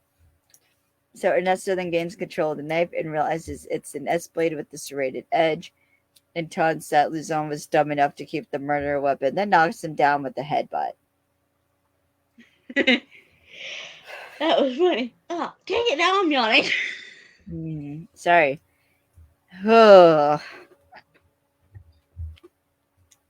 And this is where shit's about to go down. So, yeah, because they arrive at the warehouse. Or they arrive at the airport. Sorry, the airport hangar. Yeah. I called it a Before warehouse that, in my notes, but it's the airport hangar. I put when Ernesto was doing the fight scene, and I put Elliot would be proud. LOL. He would be. He would be. Sorry, I got him. Readjust. Hang on. Okay. So Alex and Co. arrive at the warehouse, and they get out. Alex and Klaus get out with goons, and Alex says about how there's two guards at the gate and two in the car with them, and likes how they roll. Which Kai takes that to mean they have four guards there, and Compass says that's plus Klaus, so it looks like an even fight. Though I must say this reminded me of the radio job episode when Sophie's like saying all the numbers and counting how many goons there are in like the north side, Oh east yeah. side, south side, west side. yeah, what this reminded me of was the fight with from the I think it's the either first or second David job where they're in the hangar with Oh, Quinn, with first Elliot David and job. Quinn. Yeah, first David job, that fight scene. That's what I Oh thought of. yeah. Oh yeah, when like Cause that was going through my mind when I saw that. I'm like, yeah, ooh, because hangar. Quinn is like taunting Elliot that whole scene, like, oh, better keep that left up and crap. All right, continuing Yeah, on. and I put that as like another fight scene in a hangar. Yeah, another fight scene in anger. You're right. So, or technically, this is the fourth one, Yep. because The opening scene was a fight technically, the opening. Well, and then nah, that's more of a murder. That wasn't a fight. Um, true. I'm trying to think for like on Leverage. There was the first David job fight. There's also one in French. No, uh, um, the very big bird job. Oh, that Right one, outside. yeah. The teddy bear. I'm gonna say this once, but hand over the teddy bear. He just like I was, kind of was but it's tough. funny is the way he just like it was so like he let himself get He was that so low. confident, and then he was like, his face I had to just say dropped, teddy bear. and he goes like this. I just realized that's Maria's nickname for Ellen. It's teddy bear. How did I miss that? Oh my goodness, How that's did I funny. miss that? But yeah, and then he goes like this with the Mm, teddy bear. I threatened the teddy. I don't know, Freaking but cute. yeah. Oh yeah. Her nickname for him. That's freaking cute. I think this one. And I'm trying to think if there's like another fight in a hangar. There's not. So this is the third fight in a hangar that Christian has done, as far as I Yep. know. So, so, so they head inside, and then Alex adds there's 6 more people in the hangar, and He kind of like tells talking Catherine to she has a himself. world class operation. Is Kat's like, do we have backup coming? Because there's what? Wait, 6. There's 10 goons, I believe. Crap. Yeah. Yeah, there's 10 of them. I counted, and there's Yeah. 10. Yeah. There's 10. Yeah. And Alex tells Catherine he has a world class operation, and he'd take his hat off to her, but he never takes his hat off. Which I think because they established that the hat is the signal. Mm-hmm. That was essentially Alex saying like, no, like I don't need Right backup. now. Like I don't Yeah, need backup, and but like keep Kai it on kind of standby. Like, yeah, keep it on Kai standby. kind of like perked up at that. She's like, hold on, Yeah. it's not there yet. Yeah. Which Catherine asks if he'd like to see the merchandise, and Alex like, well, yes, ma'am, I would. Which normally I'd find the whole ma'am thing attractive, but this next scene kind of ruins it. It kind of unnerved me a little bit. It kind of irked me. Yeah. I'm like, you don't know what you're getting Because into, Catherine buddy. says it's ready to get shipped out. Yeah. Yeah. And Ocampo tells Alex they need to know what's inside before they can make the bust. And Catherine orders Klaus to show him. Klaus starts opening up the doors, saying he'd be very pleased with the quality of the product. Klaus opens the door, and then, or the whole time Alex is kind of like doing, like, it's like clapping, like the board clapping when you're just trying to like do something. Yeah, And it's like as funny as kind of Alex, he like ducks under, and I'm pretty sure because of the hat he couldn't see, because it's when he lifts up, he's like, you can see the immediate like he's freaked out. He's starting to hyperventilate. He's breathing heavy. He's flushed too in the He's face. shaking. His face goes pink. Mm-hmm. His face turns from white to pink like immediately, and he's like, "Oh my freaked out. god!" Like that's what he says. Is like, "Oh my god." He's very freaked out. So, and they're trying to figure out. so Oh man! Like, ask what is like is drugs, guns, currency, like what is it? What and then we see a shot inside the plane, and it's a bunch of girls basically, and they're all hurt and crying with makeup on. And then he kind of scans the girls, and then he sees the girl with the blue streaks in her hair, the girl that he locked eyes with in the club. Yeah. And she's like kind of dug down, back against the wall, looking at him. Yeah. She locks eyes with him and doesn't tear her eyes away. Yeah. Which that kind of hurt. It did. Hurt a little bit. And then Alex tells Kai and Ocampo that it's little girls. And Kai kind of lowers her head, and it's like sex trafficking. And she's kind of, at this point, kind of confused. This is not what they expected. I think also like upset because this is like a whole different ball game than what I think what they were thinking. Too. Yeah, it's a different approach now from what they were planning before. Alex is very upset because he shuts down. He is not speaking at all during this whole thing. He backs up so they can close the door. He like walks back, and he's like barely keeping his composure. Like he has to turn away to like not blow it. Yeah. Which he does in about 2 minutes anyways. But he's trying not to blow it at this point. He's trying not to. He's trying to keep the cap on the Minto pop bottle combo right now that's about to explode. Which is a bad idea, I must say. So Catherine then tells Alex they've exceeded his first shipment of 40 girls by over 20, and trusts he's satisfied. And Klaus says once he transfers the funds to them, him and his people could take the plane and its cargo. And Catherine points out it's the first time she's seen him speechless. And Kai warns Alex that backup's coming any minute now, and to stall them, and the text in the van will spoof any money transfer, and to just buy them a little time. Klaus gives Alex the numbers to transfer the funds.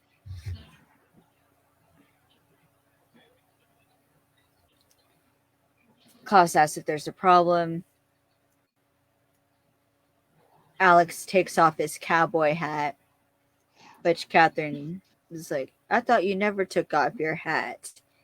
And Kai's like, this is Kai, and she's like, shit's about to go down, and we're going in now. Because Alex is about to blow the con. Yeah, and she's like, crap. Took his hat off. That's what she yells. And she gets up. Yeah, crap. She takes the headset she takes off, their headset throws it on the keyboard, jumps up, and goes grabs to the her door gun. Of the van. Everyone follows behind her. And they're going.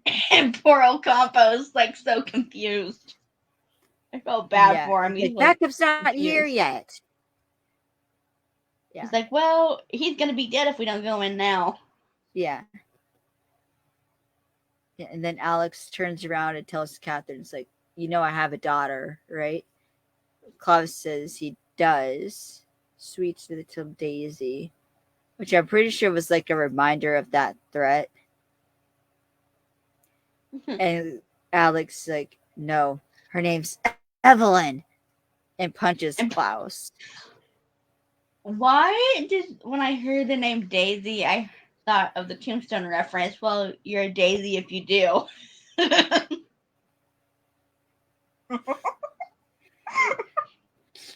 Freaking Tombstone. Yeah, fight. We're gonna Yeah, you know we're gonna get a Tombstone reference probably in season 2. I kind of hope we do. Anyways, firefight ensues. Alex uses a goon's gun. He has like a goon in a chokehold and uses the goon's gun to kill another goon. And uses And the then goon as like a uses the goon as a bodyguard, like shield to get Matt. behind the wooden crate. And then Kyle, Campo, and the cops come in. Firefight ensues. Alex takes on Klaus, knocking him into luggage. Quinn. I knew that's what you were gonna get. I knew you were gonna get that. I knew you were gonna get that. So Well, this that's is what his I second thought, time but I being didn't thrown make through that luggage. note. Yep. I thought that, but I didn't write that down. I should have. That was hilarious. So Kai then notices Catherine's running. So Kai runs after Catherine. Alex starts absolutely pounding on Klaus's face. It has like Klaus leaned up against a wooden box. Is absolutely pounding on him, saying, like, they're just little girls. And ends up hiding in the wooden box as he gets shot at. He does a dive behind the boxes. Yes. Which is funny. Mm-hmm. Yeah, then Kai faces off against Catherine, disarming her machine gun and gaining control of it. Backup arrives, and Kai tells Catherine she's under arrest. So the cops arrest the goons that are alive and escort the girls out of the plane and presumably to an ambulance. Alex is part of his shirt around his arm. Yeah. Alex has part of his shirt around his arm where he got cut because in his fight with Klaus, he got cut with the knife. And you can see like the blood all running down his arm. Yeah, and he's kind of like not concerned about it at all. He isn't. Which, I mean, considering the adrenaline rush that he's dealing with, he's would probably be able still, to feel that pain. He's still hopped up, probably. Yeah. And you notice that the thing didn't go off once during the fight. No, it didn't go off. Nope, it didn't go off. Because he was in control. And that proves his point. That proves his point that he's calmer when he's working a case. Yeah. So, all right, continuing on. So, Alex is also watching, like, the women get off, or the girls get off the plane. Campo tells Alex to get his cut looked at and leaves, saying it's a big night. Or it's going to be a long night. And Alex then sees Ernesto come in. Ernesto asks if he's all right.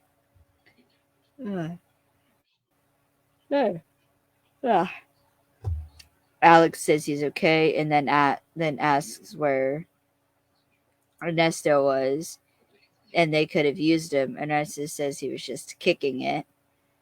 Alex then sees Ernesto's bloody knuckles, and they head off with Alex putting the cowboy hat on. Yeah, Ernesto. And he's like, when he sees Ernesto walking up, he's like, "Where were you, man? We could have used you." And the way he said it was so sweet and so soft. Yeah. And I'm like, "Oh, he's so squishy." Yeah. Yeah. So after we then see Alex is getting stitched up by Dr. Patel, and we see the news report where Campo tells the press that the girls have all been returned home to their loved ones, and we see the footage of Klaus, Catherine, and even Max.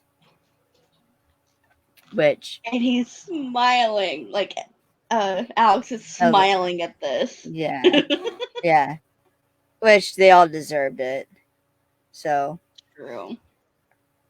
And Campo, of course, said he led the raid, but said that they'd all be facing Lies. charges for Lester's murder. Yeah. Nice. And I love what the doctor says to Alex at this point. Yeah, When because she calls Alex him out shuts on off his the cat. TV. And she's like, and Dr. Patel is like, I see you're taking your stress management seriously. Alex is like, honestly, Doc, I've never felt better. And then And she Dr. goes, for an undercover agent, you're a terrible liar. He's like, well, I'm not Yeah, lying. And I have that written down too. yeah, And I thought, well, that's true because he's not lying. He's telling the and truth. yeah. Uh, sure, sure. And Dr. Patel says that besides getting cut up, he had an attack and was unconscious. And Alex says it wasn't that bad and he was fine afterwards. And Dr. Patel says that it was a minor attack and the next one could be worse or fatal, and like asks if he knows what kicked it off. And Alex kind of lowers his head for a second, then asks Dr. Patel if she has any kids. Which normally I would say in any situation it is not appropriate to ask a woman if she has kids. But in this Well, case, in this moment, yeah, in this was a moment, it subtle is actually deflection. relevant.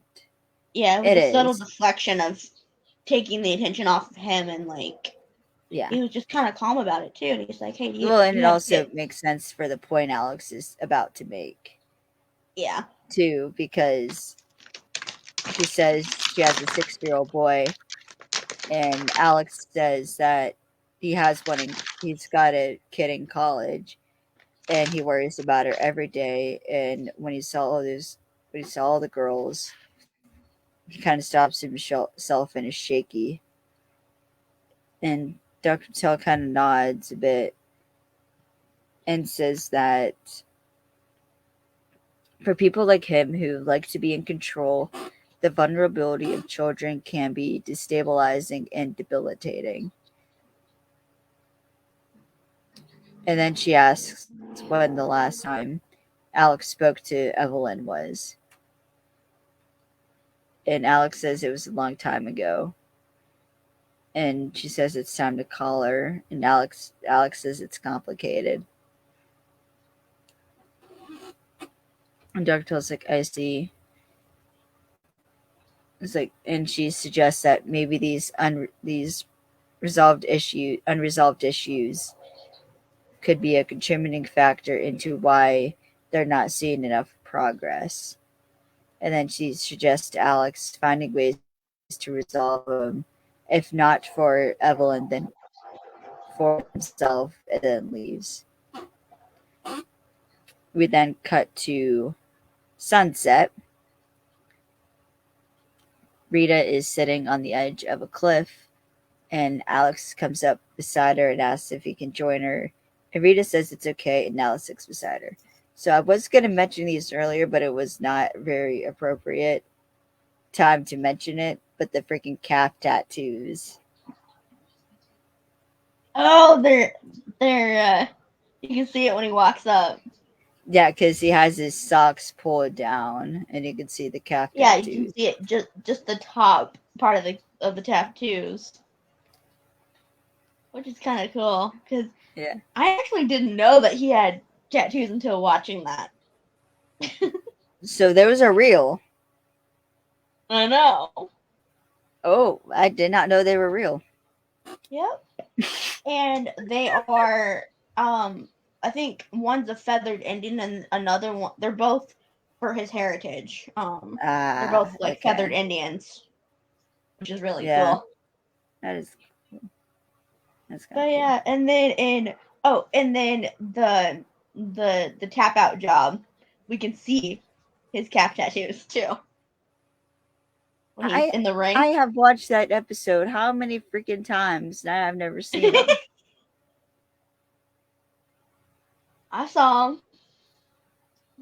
Watch it again, and I Well, swear to be you'll fair, see he's him. also shirtless and sweaty and hair curly in that scene, so I know. I wasn't looking at his calves. Moving on. I'm sorry, I just had to do that to you. So Alex asks Rita if her mom's back at work, and Rita says she doesn't have a choice. Oh my god, sorry. Then Alex asks if Rita's back at school. Rita says she's not ready to go back yet. Alex says he gets it. And Rita tells Alex she thought that getting the people who killed her father would make her feel better, and Alex realizes it didn't. And Rita says she's glad they would be able to do this to anyone else, but then Alex says it won't bring her father back. And the way he says it kind of makes me think that he lost a parent, Could be. because it's also what we learn later, which I'll get into in a minute. But as Rita says she misses him, and Alex says he knows, and then he gives Rita the crystal back, and he's like, you left this at the gift shop. Yeah. And she's like, the amethyst And crystal, it helps for healing, right? And she's like, yeah. Yeah. He's like, yeah. And the little, like, he does a subtle smile. Just like a small grin when she says that. Like, he's proud that she remembered that. Which is really cool. And we get adorable. and we get some nice guitar music as they sit in silence. It was pretty. It was. Very soft. And I have that written down. And I was like, the fact that Dean brought the subject up in this way was really cool. And then I put the music wasn't half bad either. And Fred Curry, if you're watching this, I applaud you. You did very well, sir. Alright, so I kind of hope you're not. Alright, so some like final notes that I have is I just love the choreography of the fight scenes. It was so cool. I'm gonna do a quick shout out to the person credited for stunts, Rodney Cook, and also Christian Kane's stunt double, Leo Strip. It was awesome. It was just like incredible. Round of applause. Like, you know how he says it's a dance in his mind? Yeah. Like he said, like I count in my head. I was actually counting the steps, watching the fight and you could count in my mind. Yeah, I was counting it. But yeah, it was like. Well, I mean, that would make it easier to like choreograph if you think about it. And to get the rhythm down. I have written when he yells "son of a bitch," I had Alex said a naughty word.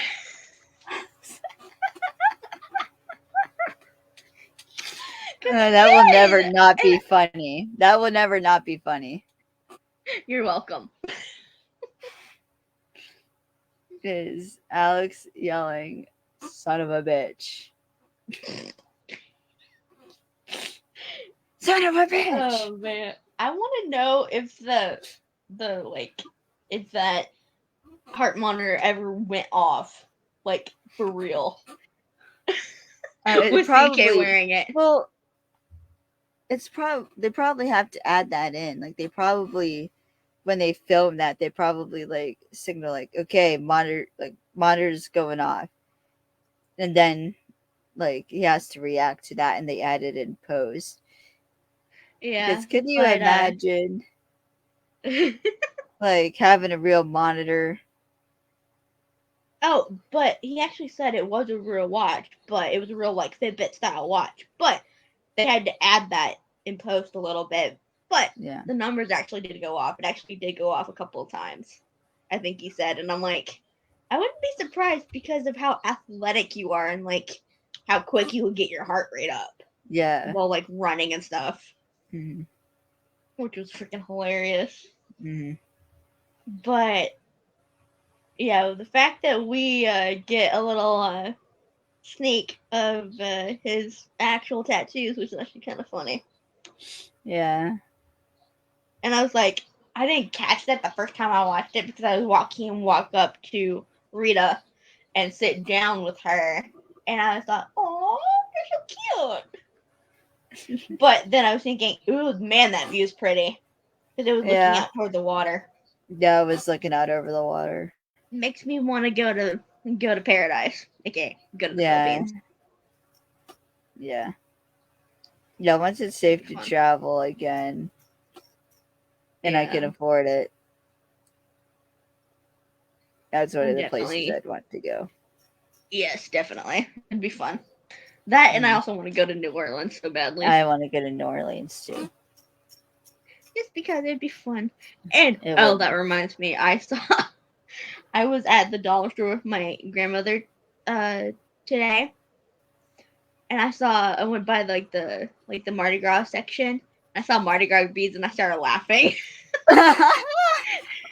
because of Let that go see line the thing in with the the Mardi house Gras rules. beads, and then they're gonna show them if they And got it them. No and it matter was what legit. story. Like it was legitimate Mardi Gras beads with the multiple colors, and I'm like, I started laughing, and my grandmother looked at me like I was crazy, and I was like, oh, it's nothing. And then I was blushing. I was like, Were you playing that verse in your head? yep, full blast in my head. Not 11 o'clock when the front door locks and the boys start raising the bottle. Where the girls do the thing with the And he Mardi goes like Gras this. beads, and then they're gonna show them if they got them. And no matter what your story, a good time is mandatory. Well, rule number 7 says don't touch the women, Don't but touch they the can women. whenever they want to. Want to.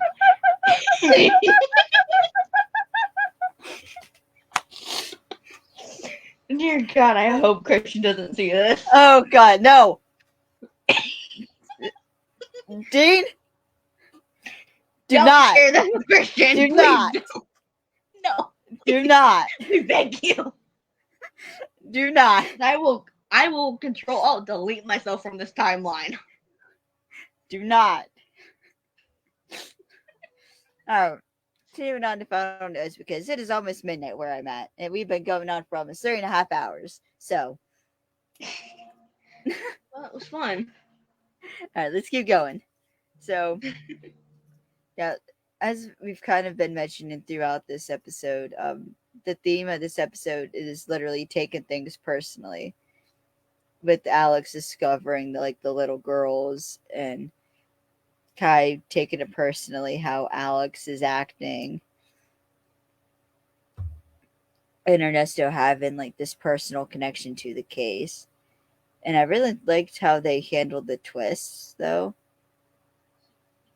Just the writing itself was really, really good. Yeah, like I appreciate that it was at least handled with a little bit of respect.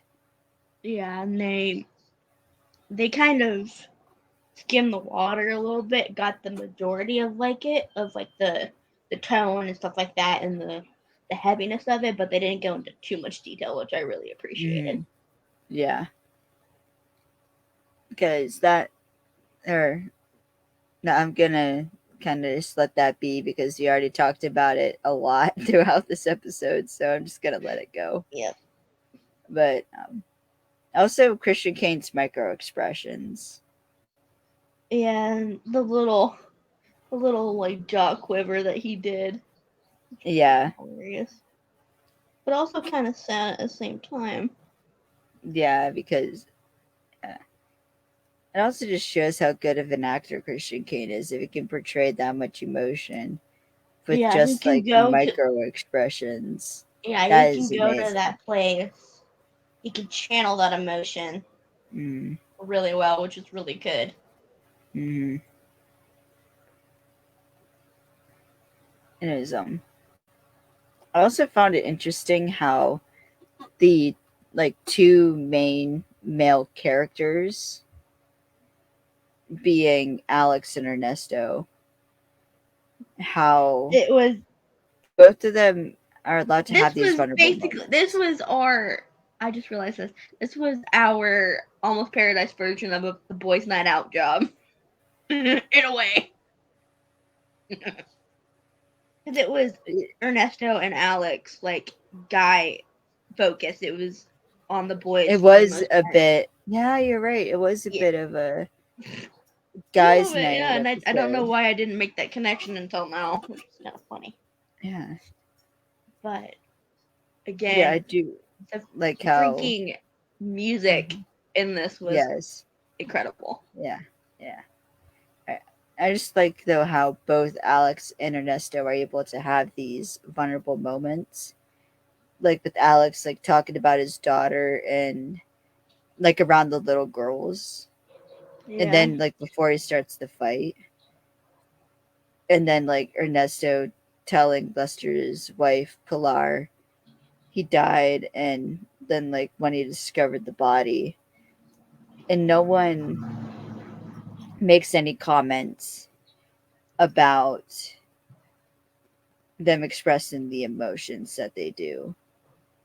Yeah, they kind of just accept it and let it be, which Like, I yeah. thought was really cool. The only thing would be like yeah, Kai got upset that Alex broke cover, but it's more the fact that like he didn't wait until backup arrived. Yeah, he put Is himself more of what it was. for like he put himself in that risk of possibly getting hurt without having Yeah, backup there, other than Ocampo and Kai who were in the and the van. other cops there. Yeah, like very Yeah. little people, and it could have gone south like that. But Mm-hmm. thank goodness it didn't, because that Yeah. would have been bad. Yeah. He But could have as far gotten as we himself know, killed. yeah, as far as we know, no one actually like yelled at him for like breaking his cover. Which is good. You know, like It's kind of Kai's, funny. like as soon as Alex took the hat off and Catherine made the comment about him taking his hat off, Kai yelled crap, and they got to go in. Because I He's think like, what dang another it, show after. would have done. Yeah, it's Yeah, like, well, crap, I have another. to go rescue Yeah, the idiot. yeah. Well, I think. What she was thinking, probably. Yeah. She's like, Well, oh man, not again. probably, but it's more of like the crap is more of like a like crap. Why didn't he wait for backup I think that was it. He's like, instead why of couldn't he waited like just like 2 more minutes and backup would have been there? yeah? Because Because they were on also their way. yeah, They were because on their way to yeah, help him. and I think another show would have like had Kai Backup's already there. yell Like, like, and have Kai. "Damn it, Alex!" Yeah. Like you And like then like have her go in with her and or like had the her one thing like that kind berate of Alex because he yeah. broke cover. And the thing that didn't make sense I'm really on is she's not wearing her Kevlar vest. That's the one thing that I didn't like. She's not wearing a Kevlar vest when she goes in after Alex. Is But that she should just have been. It's a bulletproof vest no? that I they know what wear it and they is. cops Is it have. just? Is it more Because they of had she was trying to like get as fast as possible? She didn't like it slipped her mind to even put it on. yeah, probably. But But you think she would have had it on regardless, yeah, she would have had it on underneath her clothes, maybe. Like underneath her jacket. Um unless they were but expecting to actually get like like go needing to go in. in probably is what happened, Yeah, yeah. But still, she should have had her Kevlar vest on. yeah, yeah. That is a good point. I didn't even That's the think of one. that. That's the one detail that kind of irked me a little bit, like that I didn't notice until rewatching it. I'm like, wait a minute, she ain't wearing her damn vest. How dare she? But then in other scenes when they're doing like an undercover thing, she's got her vest on already, Mm-hmm. and like she's ready to go in. When the first episode that we watched, she has her Kevlar vest on underneath her jacket. Yeah, because well, it seemed like she was in like her normal clothes, But yeah, she had and her vest like nearby and ready to be grabbed. mm, When they're going onto the boat to rescue Alex, which is kind of funny. But it's mm, like it makes sense. It's like she would have mm, had her vest on if she was any other cop. So that's one minor detail that kind of yeah, irks me a little bit because I watch cop shows, a yeah. lot of cop shows. See, I don't watch cop shows, but That's see, kind to of me, like I my. wouldn't have even picked up on that. I mean, if You're I welcome to probably point did for pick me it up. pointing that out. No, You're welcome. I would have probably just like passed it off as like, no, she was just more focused on getting Alex because she knew she didn't have a Probably. lot of time Yeah, and before it shit takes hit the about fan. yeah, it takes about 3 minutes for them to get their Kevlar vest out and on. So that's probably more what it was, at least in my Yeah, mind. it's more of But she like was more focused on because saving his she didn't life have than that kind of anything. time.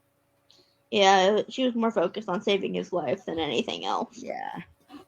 which I admire, and that's one thing of like what a good partner should do Hmm. is risk anything to save you, But even if it's also, for life.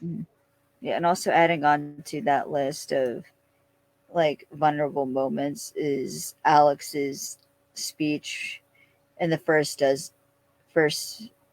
nah, Alex's speech in the first episode where he's like sort of yelling at Kai about um It, oh, him how it being doesn't matter. disillusioned. Yeah, Yeah, it's like about how it well, I doesn't like the matter. yeah, and it's like his voice And kind of Kai breaks a lets little him bit. mhm, and Kai just lets him get it all out. Yeah, she just stands there kind of silent, which Yeah. I kind think of shows that she like yeah he's kind of vulnerable and he needs to get this out. And this it's flipped. He's yeah. letting her yell and scream at him because he knows that she needs to get this out. Otherwise, she's gonna bottle it up and it's going to Yeah. explode. Which is Which I thought was that really was just cool, and that's a mutual interesting to respect. me. Hmm. It's a sign of mutual Because yeah. respect. Yeah. Well, that and I always just find it interesting because usually when you see male characters, they aren't really allowed to express emotions, or when they do, there's another character who um like tells them to like not express their emotions. But Kai never faults Alex for his emotions during that scene. Like Yeah, at she just kind first of lets it she's like, happen. yeah, because well, at first she's like, you know, we need to get you sober, we need to get you down there, and then like at and then like she just tell him to calm, he needs to calm down at least once, But yeah, and then she just kind of but lets it go and and lets then she him just do lets what he him needs go. to. Yeah. And then this is kind of the reverse. He lets her get mad Yeah. for what he pulled, Oh which yeah. that Yeah, shows a little bit of because sign of respect as a of that partnership. too.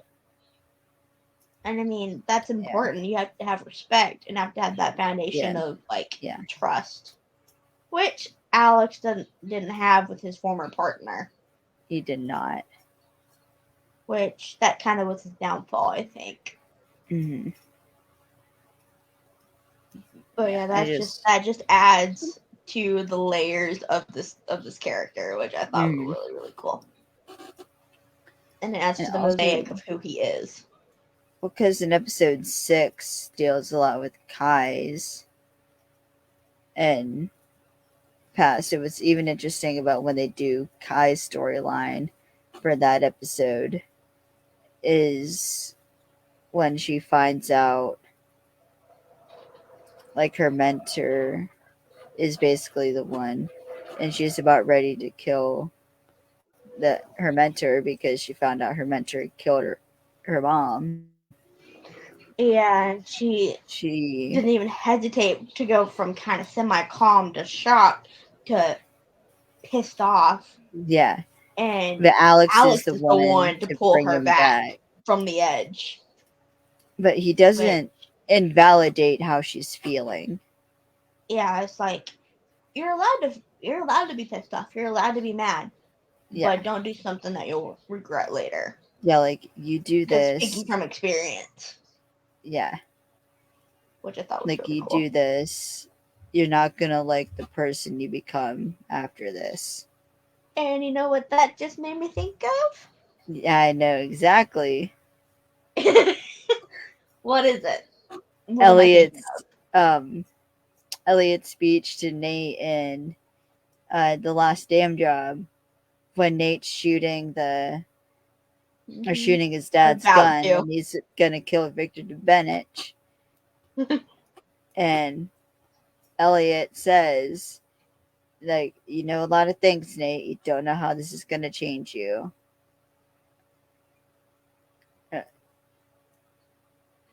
And like, And he goes on to say, when you pull that trigger, 2 men die.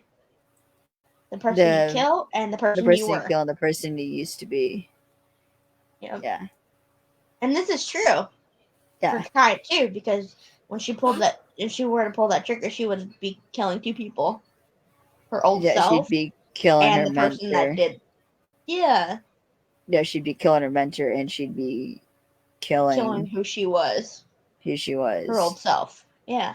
Yeah. So I thought that was kind of cool, and I didn't put that Yeah. together until now, which Yeah. was kind of awesome. But I just find it interesting, though, that like these characters are allowed to have these moments, and they're allowed to have them, and no one ever faults them for having them, when any other And they're, story would have yeah, would have Alex made getting them like the berated bad guy.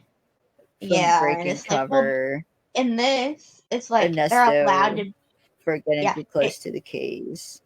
yeah, it's like they're allowed to be vulnerable. They're allowed to mess up. They're allowed to get too close. But Mhm. there's a barrier between what they do and There's how gotta far be a they're willing to boundary, go. yeah. Yeah, and Mhm. that's a healthy thing, which is really really cool. Yeah. And I really liked this Yeah. episode for that reason. Mm-hmm.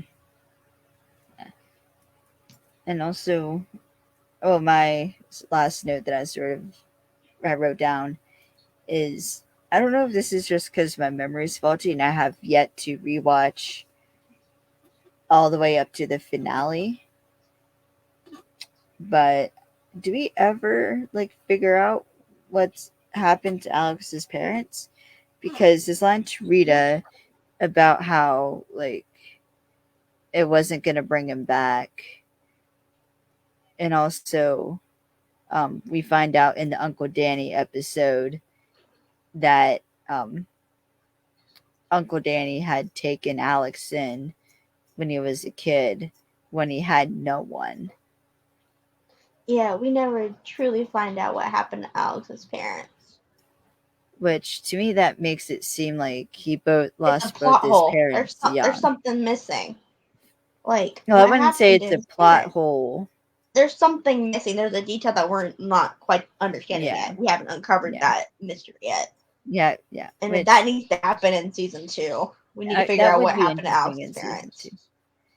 Which, Kind of like no, that's also kind of explain interesting because we're asking it. about like seeing Alex's dad in season 2. And I personally, in Leverage Redemption season 2, want to have an episode where we meet Elliot's dad. That would be kind of So fun. that would be interesting, having like 2 like dad reveals. 2 dad reveals. Yeah. Oh man, that's funny. I mean, both would probably honestly go as similar. Or, well, both would probably be different because it would probably be Really kind of a little well, bit kind of for Elliot's, we maybe. assume his dad's still alive. Or no, we know his Yeah, dad's still alive. Sorry. But yeah. So that leaves room for like him to having that show up. closure and have him show up, which I really would like, and I would like it to be revealed. See, first, Dean Devlin, if you're listening to this is my idea for a storyline for season 2 of Leverage Redemption. And yes, I have thought this out. Have Elliot, or you find out that Elliot has a daughter, and his dad comes in to screw things up. Or no, or no, hold on. Something happens with Elliot's sister, and his dad comes, tells Elliot what's going on with his sister, and then um, things happen. Confrontation between Elliot and his dad, where like essentially it's because like they're gonna have a fight. I mean, I'm sorry, you don't just Oh yeah, freaking ignore your kid twice when they actively reach out and not yeah, expect to fight when you show up at their doorstep. I am sorry. yeah. You earned yourself a knuckle sandwich to the face. You did, yes. Speed But I delivery. think with Alex, it would be more from a flashback perspective Yeah, probably. because giving his line to Rita about how because he seems to be able to sympathize with what she's feeling, and the reveal in Uncle Danny that Danny had taken Alex in when he had no one, which makes me think either he had lost one parent at an even younger age and then lost another parent at a young age. Yeah, it's kind of hard sometimes when you lose someone or like lose that connection with a family member. Yeah.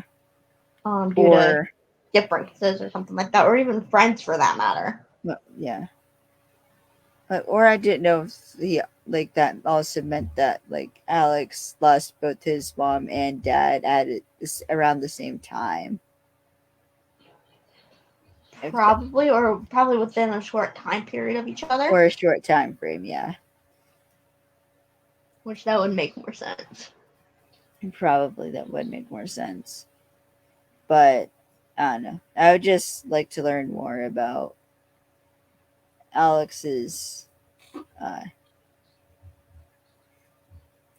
guess I learn want to more learn a about little bit Alex. more about him because it'd be kind of interesting. Yeah. Especially when you like start breaking him down, like what we are gonna do. All right, so those are all actually the notes I have written down.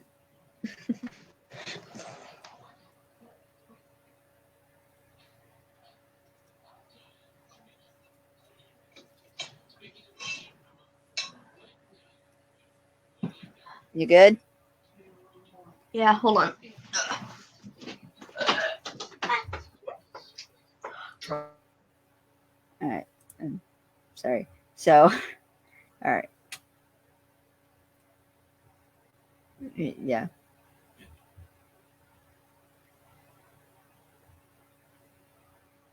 Yeah. Honestly, I I'm gonna kind of come back to the fight for a bit while I wait for Alex to come back. But I really like the fight choreography. Like, it was just amazing. And now I'm getting all worked up, so I'm really sweaty. And also I have my room shut, so it's more quiet. But okay. All right, so yeah. Do you have You any were final rambling. notes? I was Um, yeah, I've kind of went through my notes and stuff, but from what I had, okay. Do you um, have? Anything else Just you the want to add? writing and stuff. The It writing, was for one, was awesome. And two, the freaking music was incredible. the music was incredible, I must say.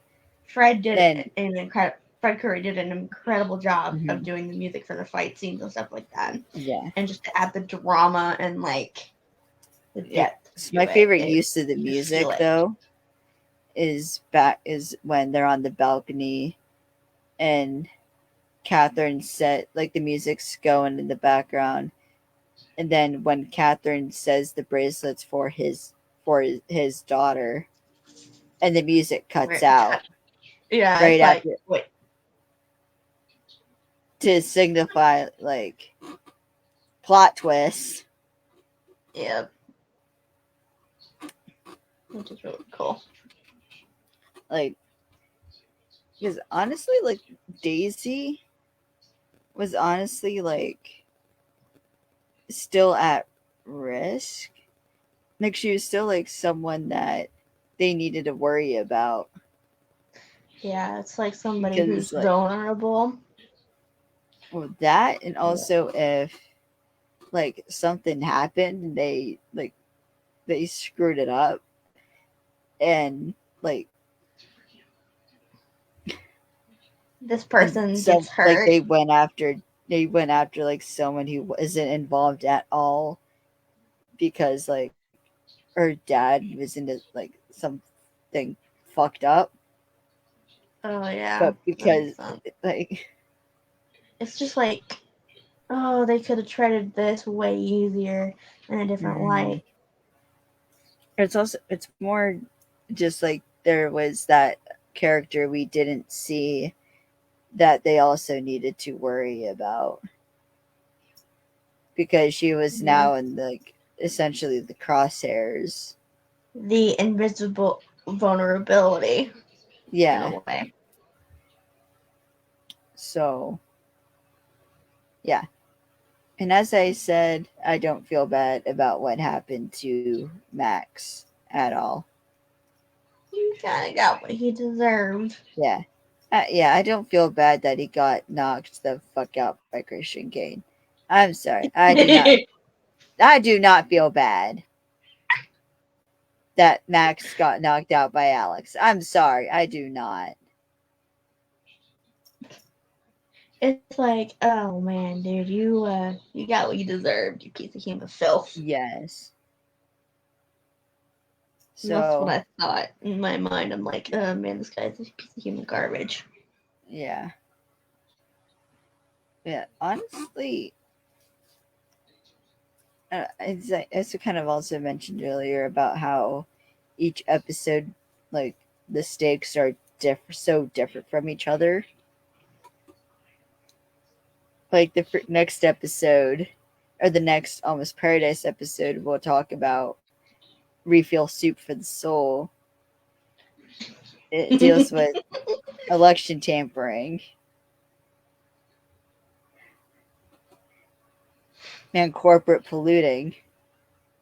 Yeah, it's like corrupt politics, pretty much. Yeah. Like And each yes, we one of will these be talking about his freaking Spanish accent. and I'm sorry, it is so bad. oh, my favorite one is the one after this. Pistol whip. Mm-hmm. Pistol whip? Because of the fake beard. No, that's When refill soup for the soul.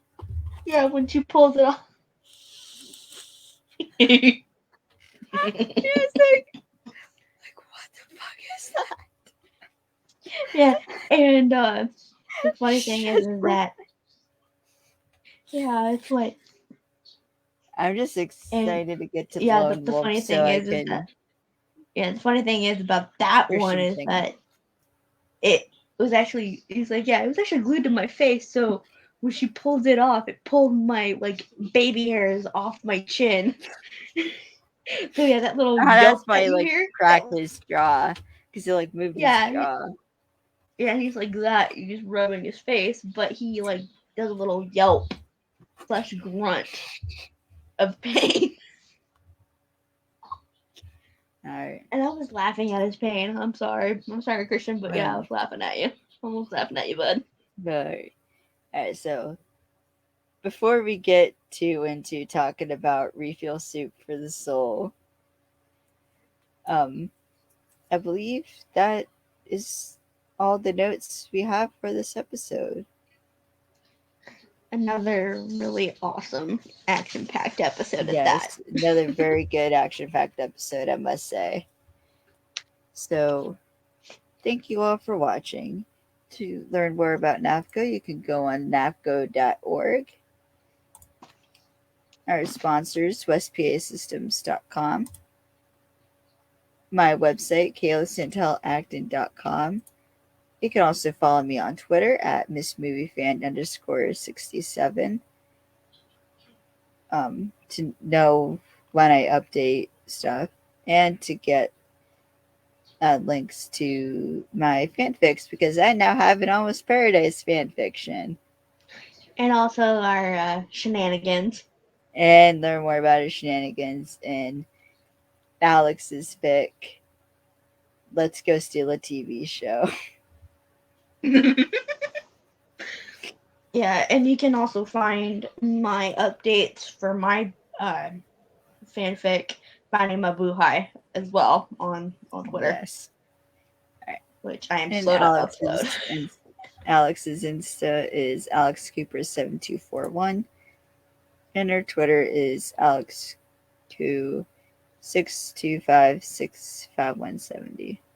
You really should probably get that so it's not as long as numbers. I'm going to change it. Eventually. All right, so I believe the next episode we will be, or the next podcast episode we will be doing is Leverage, Season 1, Episode 4, The Miracle Job, I believe is the next episode we'll be doing, which will be very interesting. Because in that episode, not only will we learn more about Nate's past, but we also get a good Elliot moment too, and just some more banter in general between everyone. And then after the next Almost Paradise episode we're doing is, next episode of Almost Paradise we will be doing Refill Soup for the Soul. So yeah. So I believe that should be everything. All the links will be in the episode description if you are listening to the audio version of this. And I guess we'll see you all next time. Right, bye-bye.